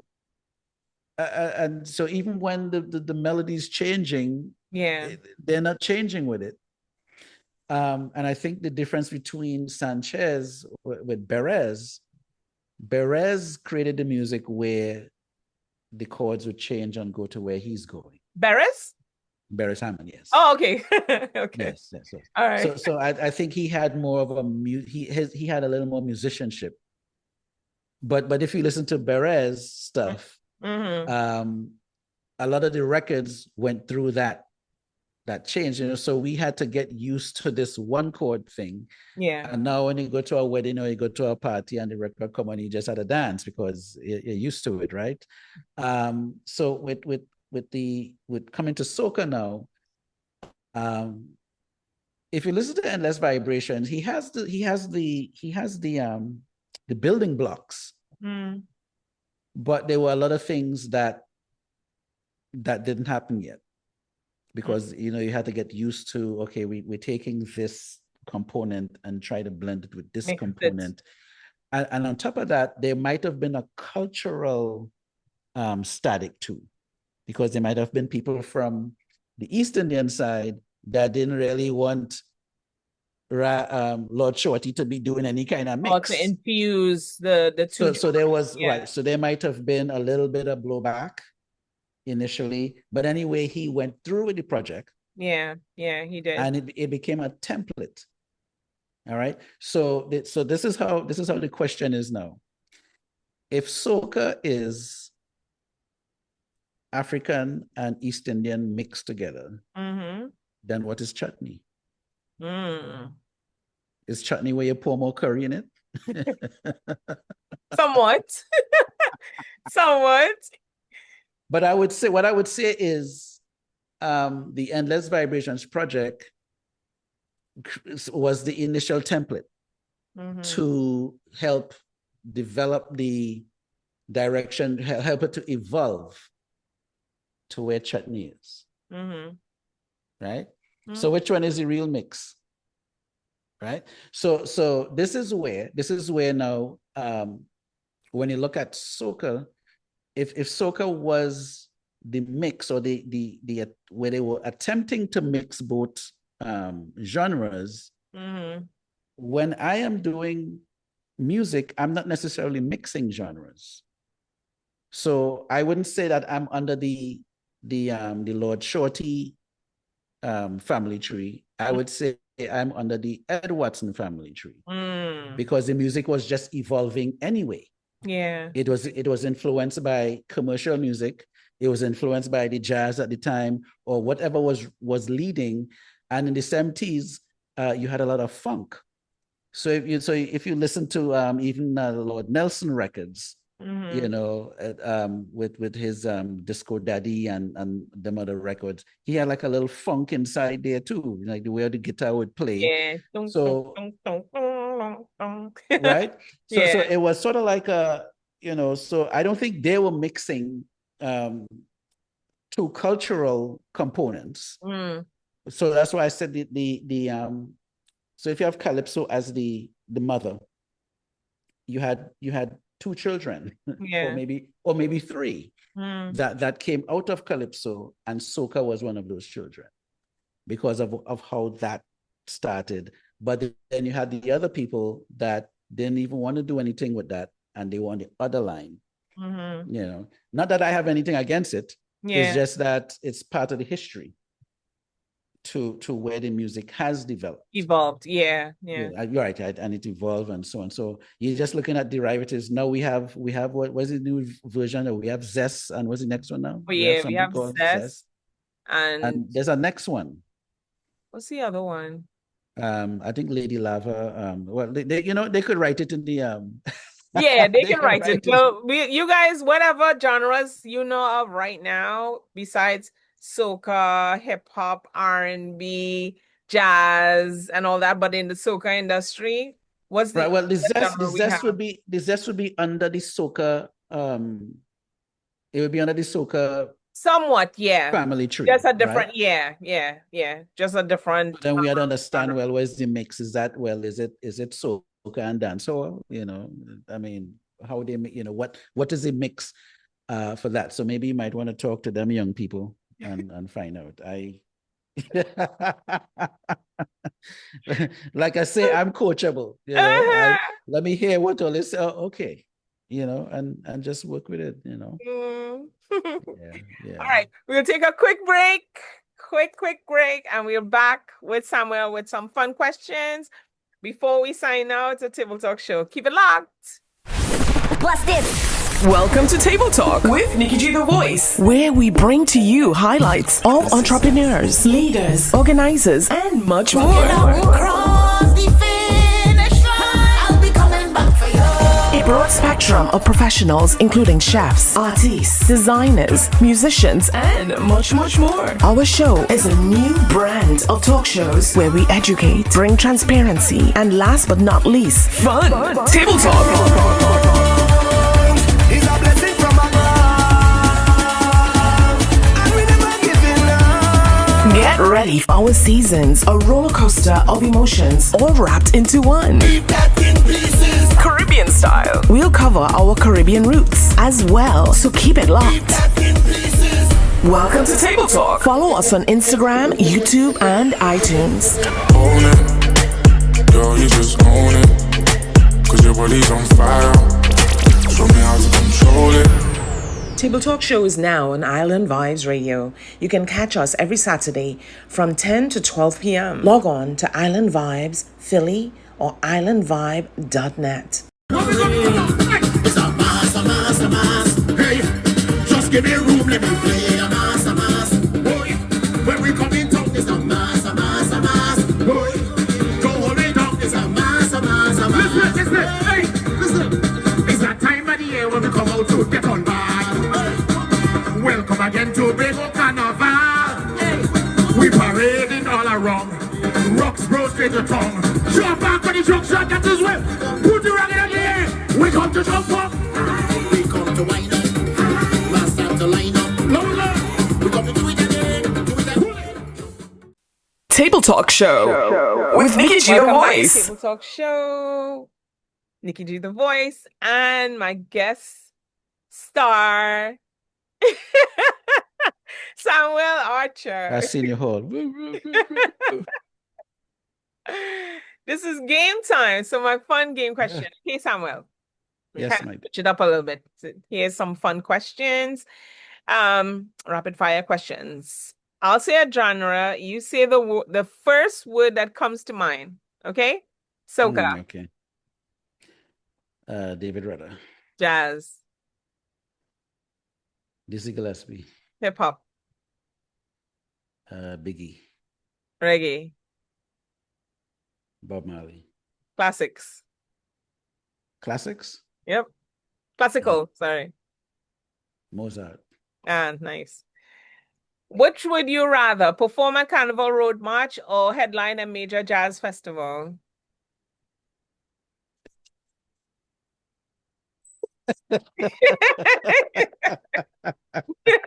That's a toughie. How am I doing that one? Off though? off the top of your head, don't think.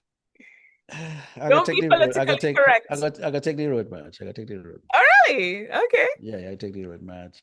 Because I mean, the road match.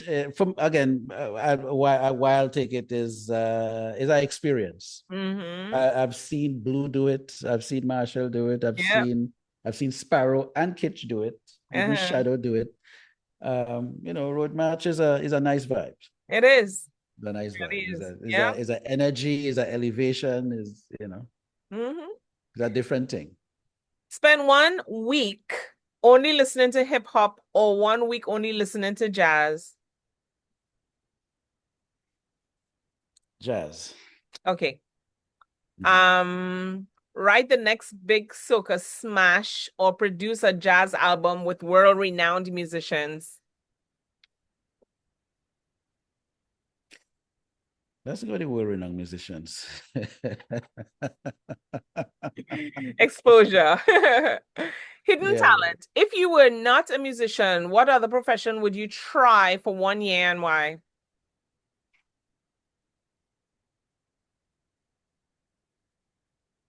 I want to go to the stars one day.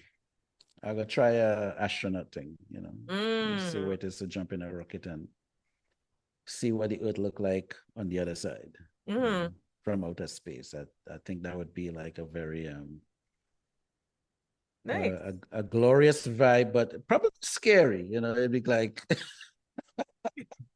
it might kind of be scary too, but kind of glorious. All right. Musical time machine. If you could travel back and perform in any era, 1960s, jazz club, 80s, hip hop block party, 1990s, soca carnival, which would you pick and what song would you pick to perform? Let's go in the 90s. Okay. I think I could do either one, but I will go with the 90s. Uh-huh. And is it the 90s? No. It might be the 90s. No, is it 80s? No, but soca, which one is the 80s? Hip hop? Hip hop is the hip hop 1980s block party or 1990s soca carnival. Okay. Let's go with the soca carnival. Okay. But the song I want to do would probably be older. Okay, no problem. And that song is from Song Rev. Labor Day Jam in Brooklyn. Hit it. Let's hear it. Labor Day Jam in Brooklyn. Da, da, da, da, da. I know the words. I just know Labor Day Jam in Brooklyn. But what I like about this song is the bass. Yeah, The bass yeah. is a nice the bass just in Brooklyn too. And I think it had trumpets or something in it as well. They have horns, yeah, it has horns and stuff. Yeah. And things. Yeah. That song.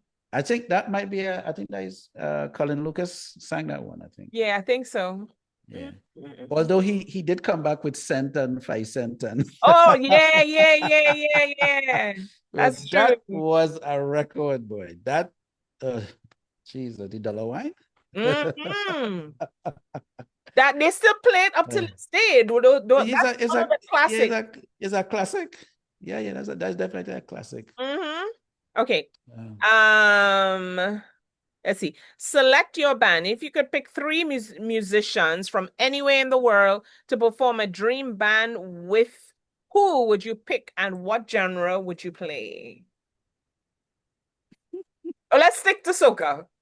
Select a band. Who would you like to play with?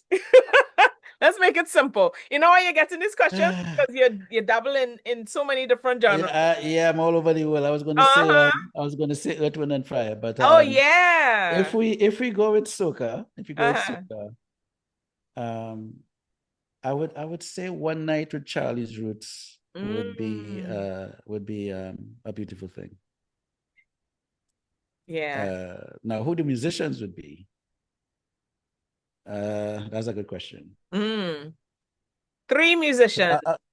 A lot of the musicians I like, they've passed on, but it doesn't matter. We could raise them up from the dead. No.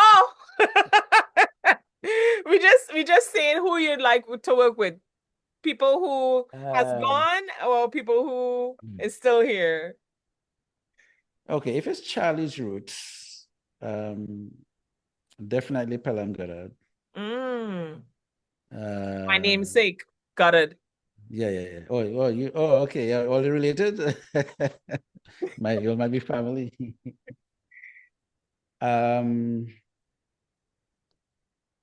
I've heard Marcus Miller attempt like Caribbean type bass. So it would be interesting to hear what he does in the world of soca and calypso. Yeah. So you're familiar with Marcus Miller? Nope. No? Okay, that's all right. He wrote with Luther Vandross, so a lot of the Luther Vandross. Nice. And he's also he worked with Miles Davis. Okay, I like Miles. Yeah, he worked with Miles. I like his work. Yeah. Well, but his main instrument is bass. Bass. Okay. Yeah, so Pelham on key. Yeah, go ahead. Pelham what? No, I would say Pelham on keyboards. Pelham on keyboard, Marcus Miller on bass. For the drums, I gotta go with Earl Wise. Nice choices. All right. Secret sound. What's one unusual instrumental sound you'd like to experiment with next that people might not expect from you? Well, I had a little introduction to the mandolin. I thought that it was invoking some creativity when I was. So I think it might be an instrument that I would want to get one and experiment with. Nice. You're familiar with it? The mandolin? The mandolin? Yeah, of course. Okay.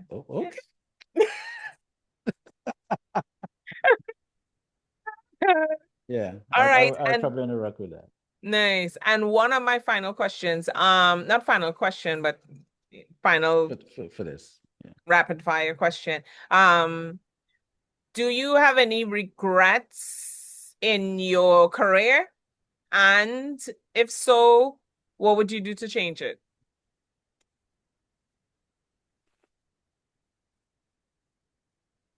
Well, the it's not really regret. Is Mhm. there were times I made bad choices.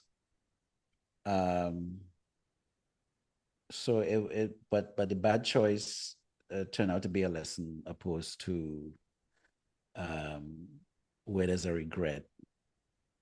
So it's not like I don't really have any that I could think of. Maybe I probably have one or two, but I can't I can't think of it right Pinpoint. now. Yeah, yeah, yeah. But I normally would look at everything that may have gone in a different direction as a learning block, and Mm-hmm. um, use that to improve. So it's sort of like a gauge I would use. All right, well, it didn't work this way. Well, let's try it this way and see. Um, let's see how it works this way, and just improve, Mm-hmm. and find ways to circumvent that problem, if there was a problem or if there was a choice that was supposed to be made, Mm-hmm. and just be comfortable with the choice you make. Okay. And finally, for any emerging artist, let's say who enjoys all genres of music, but Mhm. wants to explore soca, what advice would you give about respected traditions and innovating? The young people, they're a different breed. Mm-hmm. I was young once and was called a different breed. um, what I would say is be passionate, be coachable, be open to learning something, and let go of the hangups. I would speak to younger musicians, and some of them, not all of them, some of them have an issue with some of the older musicians, and they don't look at it as, well, the person was showing you the game or giving you a little bit of reality. Mm-hmm. They take it kind of personal. So there's this feeling of animosity. A lot of times I would hear, yeah, I used to work with this one, and so and he said this or she said this, and thing, and so it looks like, if you butt heads a little bit, um, instead of seeing it as, well, okay, maybe there's a lesson here. They might do what I did in high school, with I didn't get any tests, so I just roll out, you know what I mean? But when you do that too much, chances are you might burn too many bridges. Yeah, yeah. And you might have to, you might have to cross back on one of them bridge. So, maybe once in a while you probably had to do that, but um, I met a lot of younger musicians where they would butt heads here, and then so they cut that off, and then they go another place, and then they butt heads and cut that off, and then by the time you see them a few years later, and you're like, what happened? And they're like, well, nobody wanted to give me a chance, and nobody, Mm, and I'm like, what are you talking about? mm. I say, you Yeah, have life, you're alive. What are you talking about? And instead of it being looking at yourself, they're thinking that the person had something out for them. And it wasn't really about that. It was just that the person was either giving you a reality of life, because you can't be thin skinned in the game. true. You gotta have longevity, you gotta be passionate, you gotta I got a lot of no's.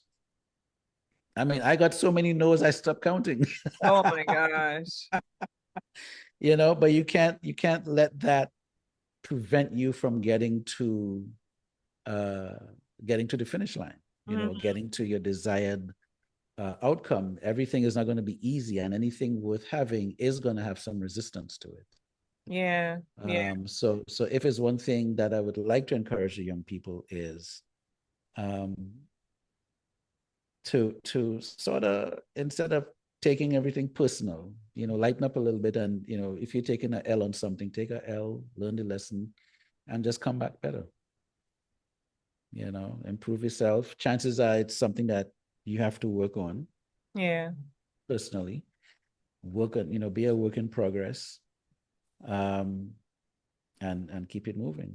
And again, the person who might have tried to give you some knowledge, if they see you trying, they may continue to help.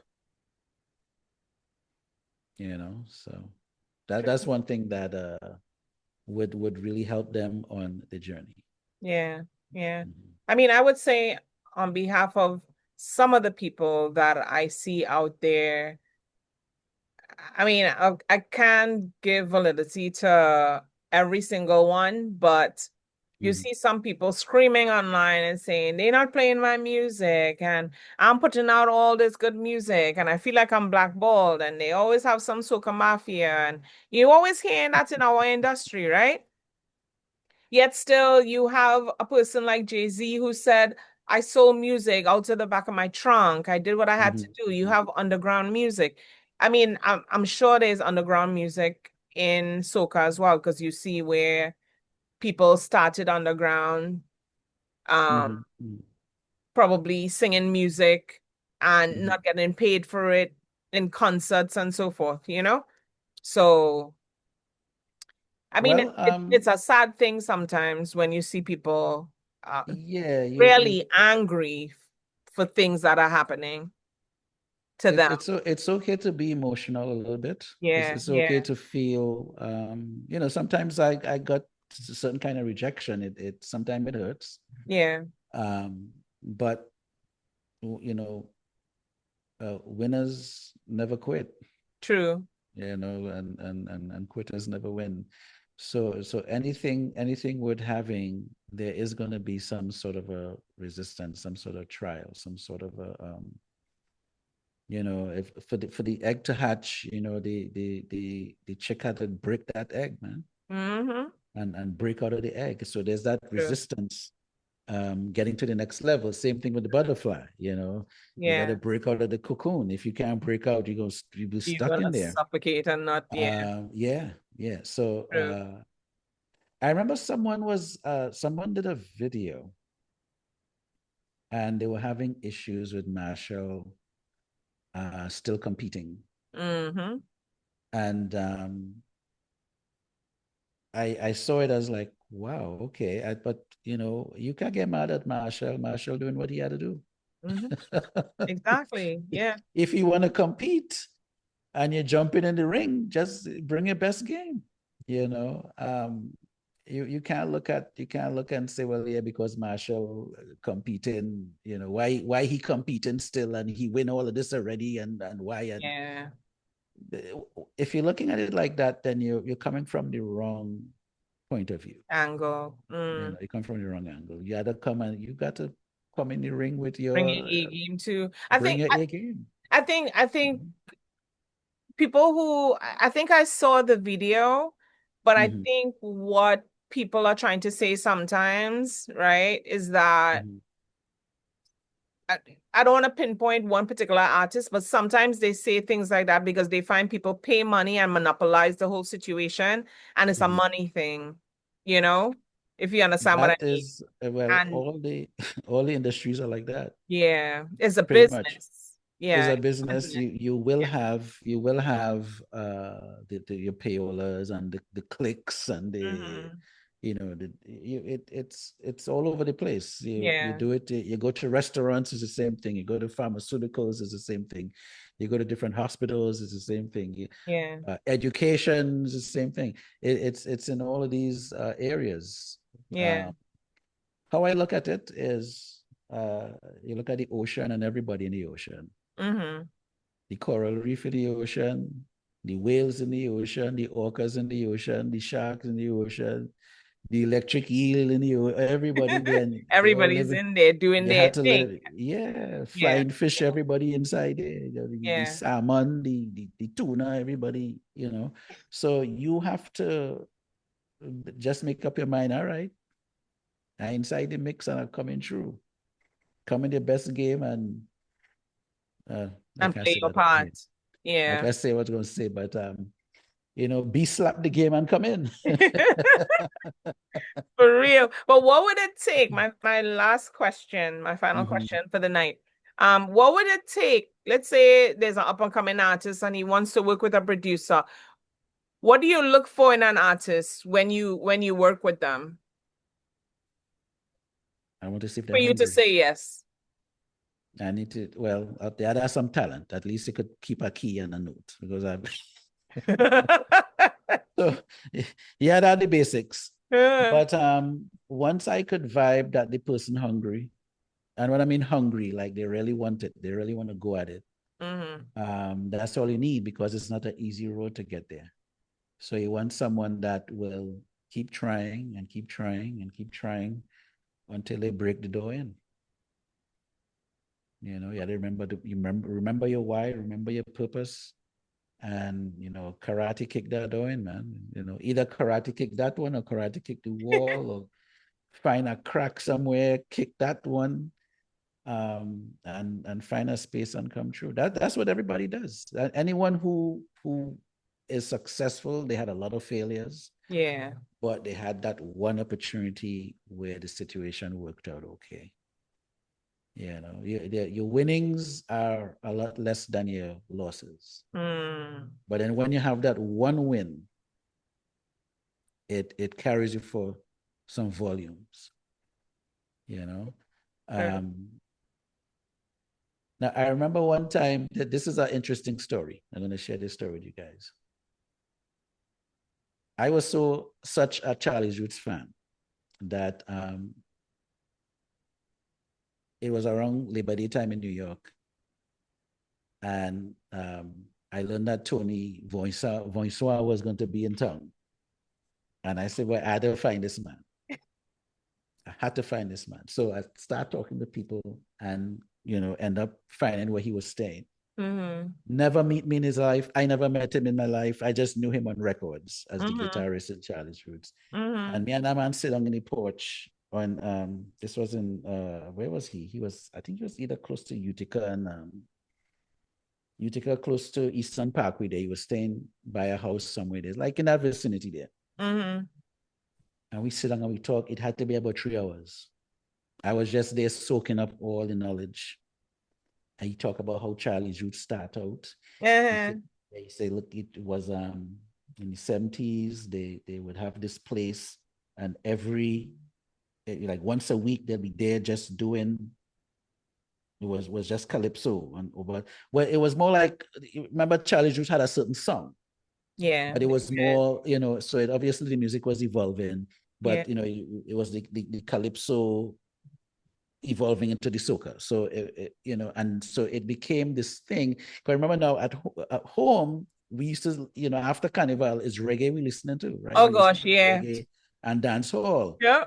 So what they did, he made a point about it. What they were doing was still bringing in the calypso through that whole reggae storm, and it became a thing. And then after a while, people knew, all right, they're at this place this night, this week, and people would just come out and enjoy. And every week they come out and enjoy, and then that created like a little momentum that led to the recordings, that led to when Tambu had to, he had gotten sick for a little while, and then that's when David came in and they said, all right, David, go hold it down and sing a little bit. And then Tambu came back and then became a unit. Yeah. And he took me through that whole, man, I was like a kid with candy in my hand, sitting down by Tony Voice.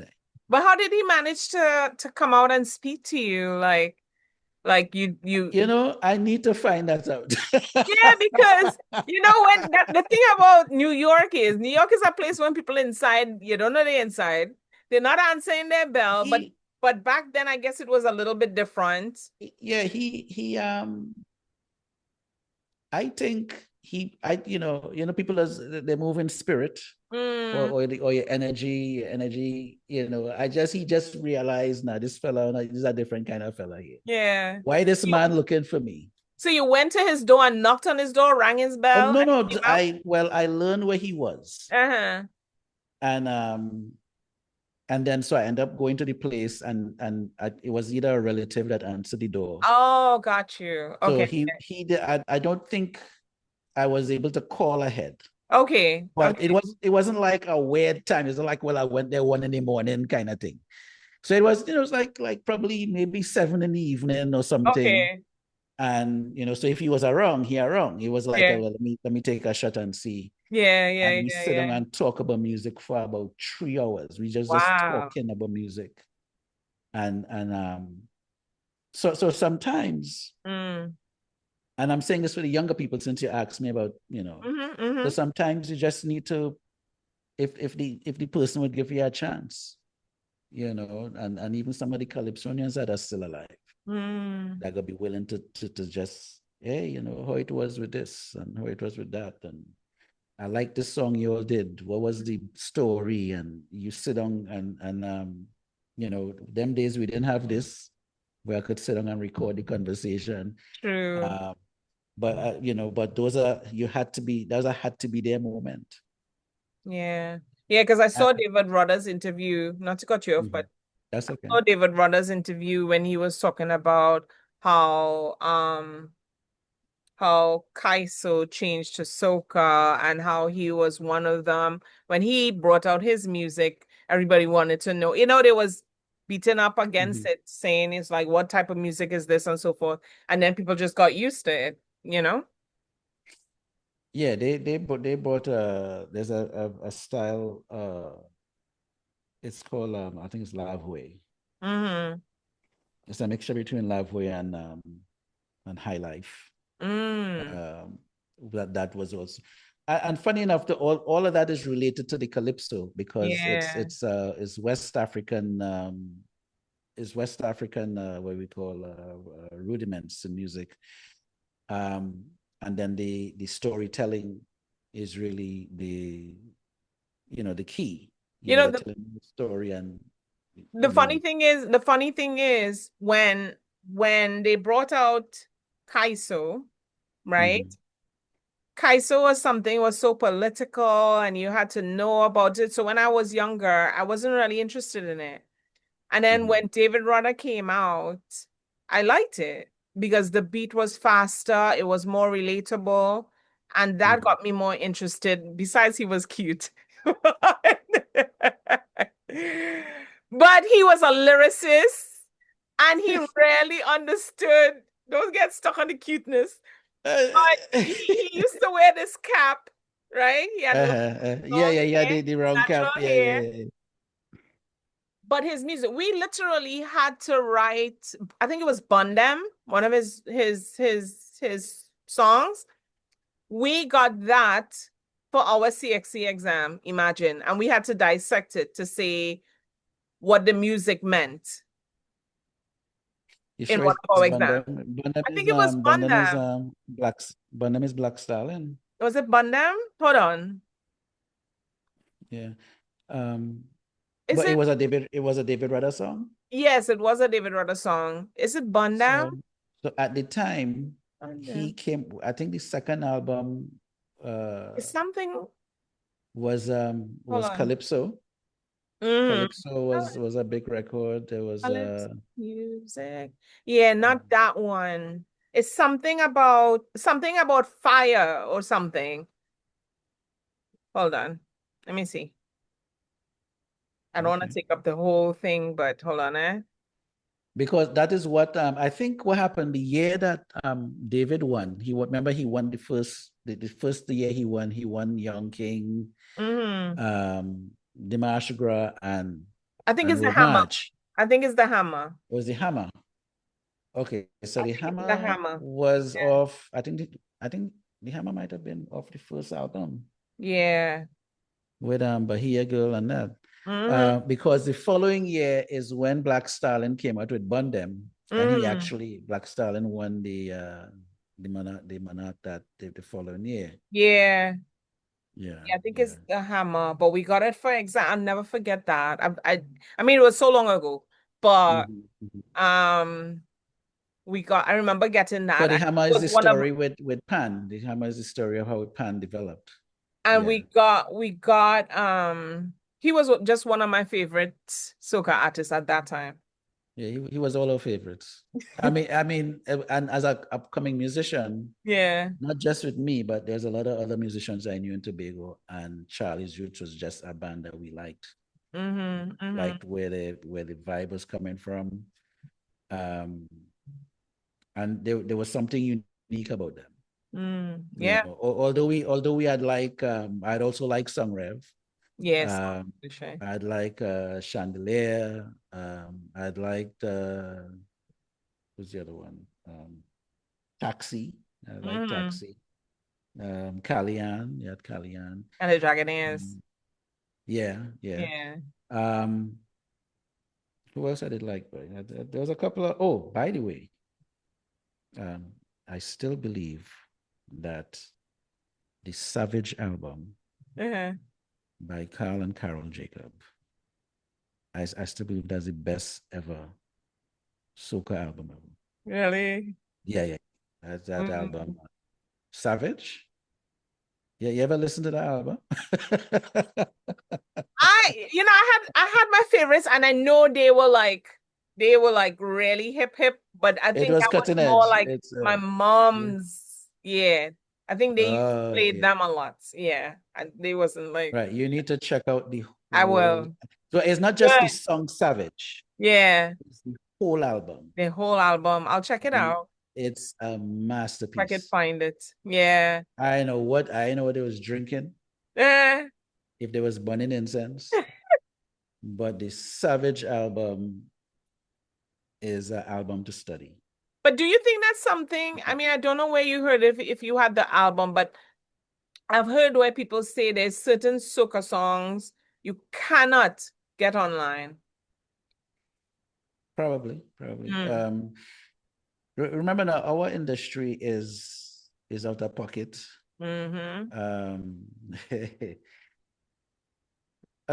it this way, I used to hear that TTT used to tape over the tape in the studio.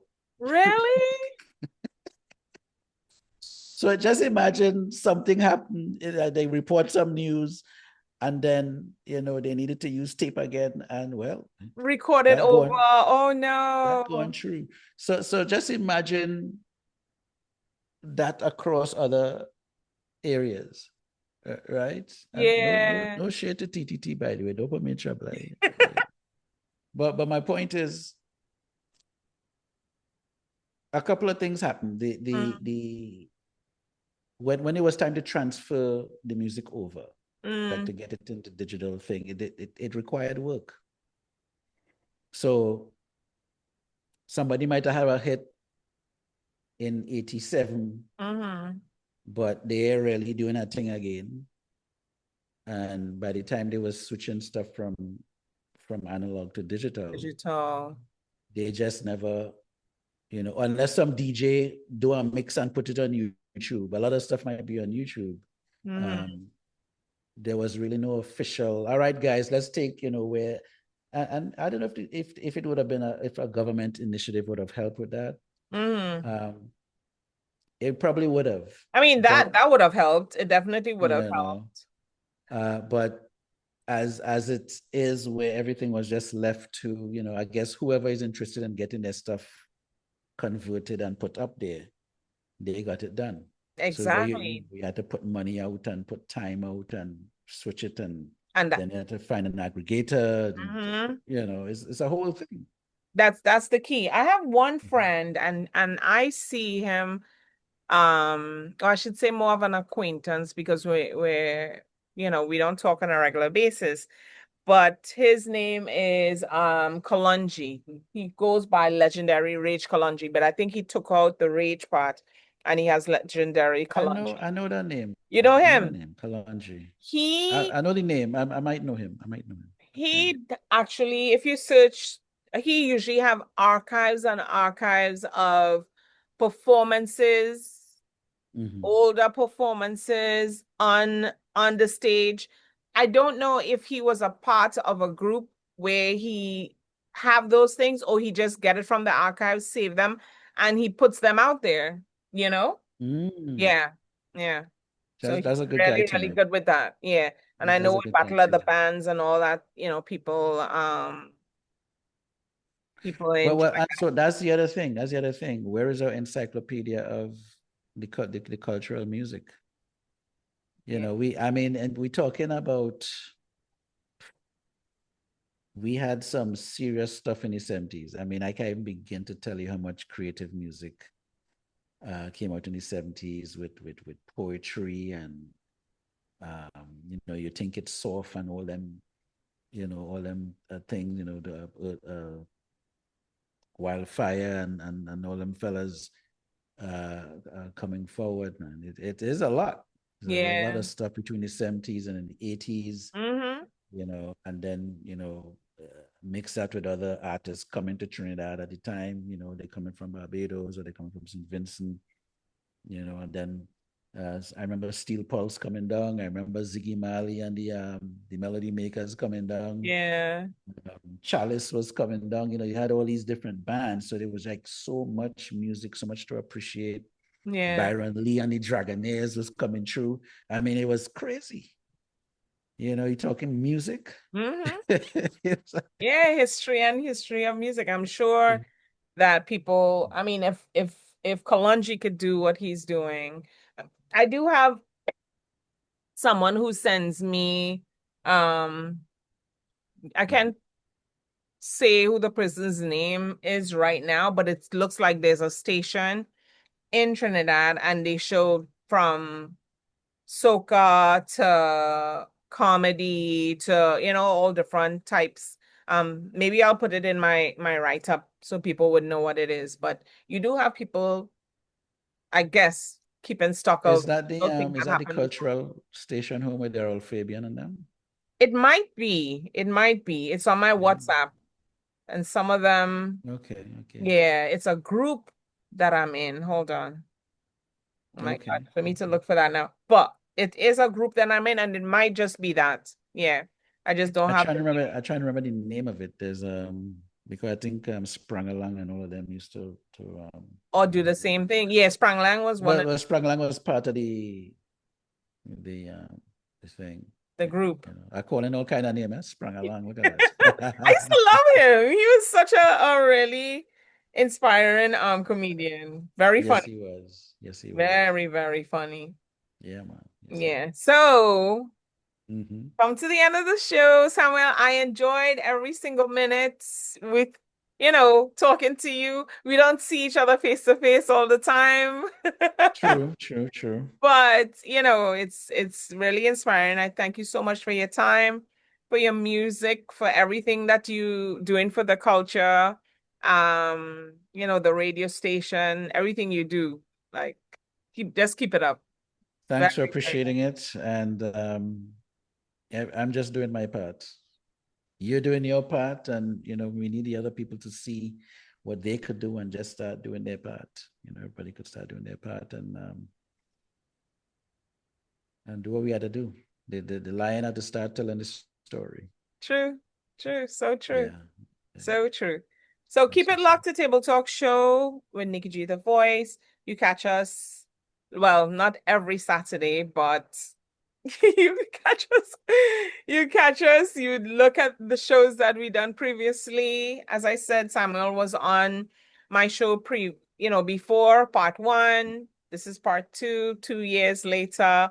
And you hear of all the great things that he's doing, his website, his interviews, the radio station, and make sure and you go support him with the Wuk Up Rhythm. All right. Samuel, give us your handle again and any last words that you'd like to say to our listeners. Well, not last, but Yeah, I know. I want to thank the listeners for supporting my girl Nikki G, the voice, and please continue to help her develop her platform. Again, I'm doing my part, but everyone needs to do their part, and I think if we could be intentional in supporting, it would help us propel a lot faster. And not just us, but just the culture generally, and appreciate our diversity. So my handle is Soul Music Vineyard, or at Soul Music Vineyard, and the website is soulmusicvineyard.com. Very nice. Keep it locked to Table Talk Show. We'd see you again. Till next time. Have a great day. All right, awesome. Yeah, I really like that. You're feeling the vibe, right? Yeah. And this is a Juve. Nice. Thank you. Very nice. It's a franchise thing, it's so this time around it's part 2, Mm-hmm. It might be a movie, part 3, I think that's a good idea. Starring Vin Diesel. I think that's a great. What's the guy name? Idris Elba. Yeah. Oh my gosh, he's the next. Well, how should I say, the younger Denzel Washington? But if Denzel Washington hears this, he'll be like, "No, there's no younger Denzel Washington." You know who's the younger Denzel? Who? The guy from the UK. He's from the UK too, but did he act in a heist movie? No. Is it is Boyega? He's in Star Wars. Really? Yeah.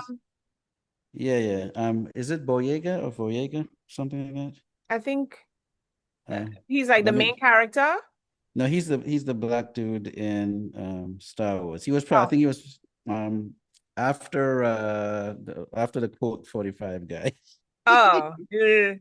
I don't know his name, sorry. He's done a few dramas. Mm-hmm. And in his dramas, he gives that like when he gets in the character type thing. Like he goes in the character, like straight up. I know him. Who cloned Tyrone? That he's in that too. Really? Tyrone? I see him. I see him now. I know him. Yeah. Oh yes, he does. I don't know if you could see in this. It just came across. He does look like Denzel. He have a Denzel vibe, right? You see? Yeah. Shout out to all those. He looks like him. Shout out to all those UK actors, man. They doing it. They are. Oh, he really does. Now I see it. Yeah. I think in the one that you mentioned first, Star Wars, he was much younger, so I wasn't seeing it, but now I see it. Yeah, he's on something. Nice. That's good. Okay, let me see. Yeah, so was it second time's a charm? Yes. Let me do my intro. Hold on. Let me do my intro. Okay. 1 second. Again, my phone to balance here. You see. Yeah. That's right. Hold on. We're doing it for the culture. Oh, yeah. Okay. Plus this. Welcome to Table Talk with Nikki G, the voice, where we bring to you highlights of entrepreneurs, leaders, organizers, and much more.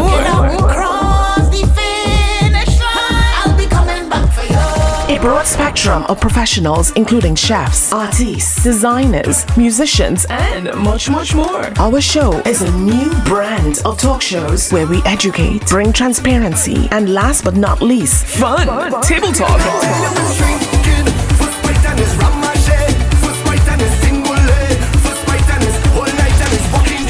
Get ready for our seasons, a roller coaster of emotions, all wrapped into one. Caribbean style. We'll cover our Caribbean roots as well, so keep it locked. Welcome to Table Talk. Follow us on Instagram, YouTube, and iTunes.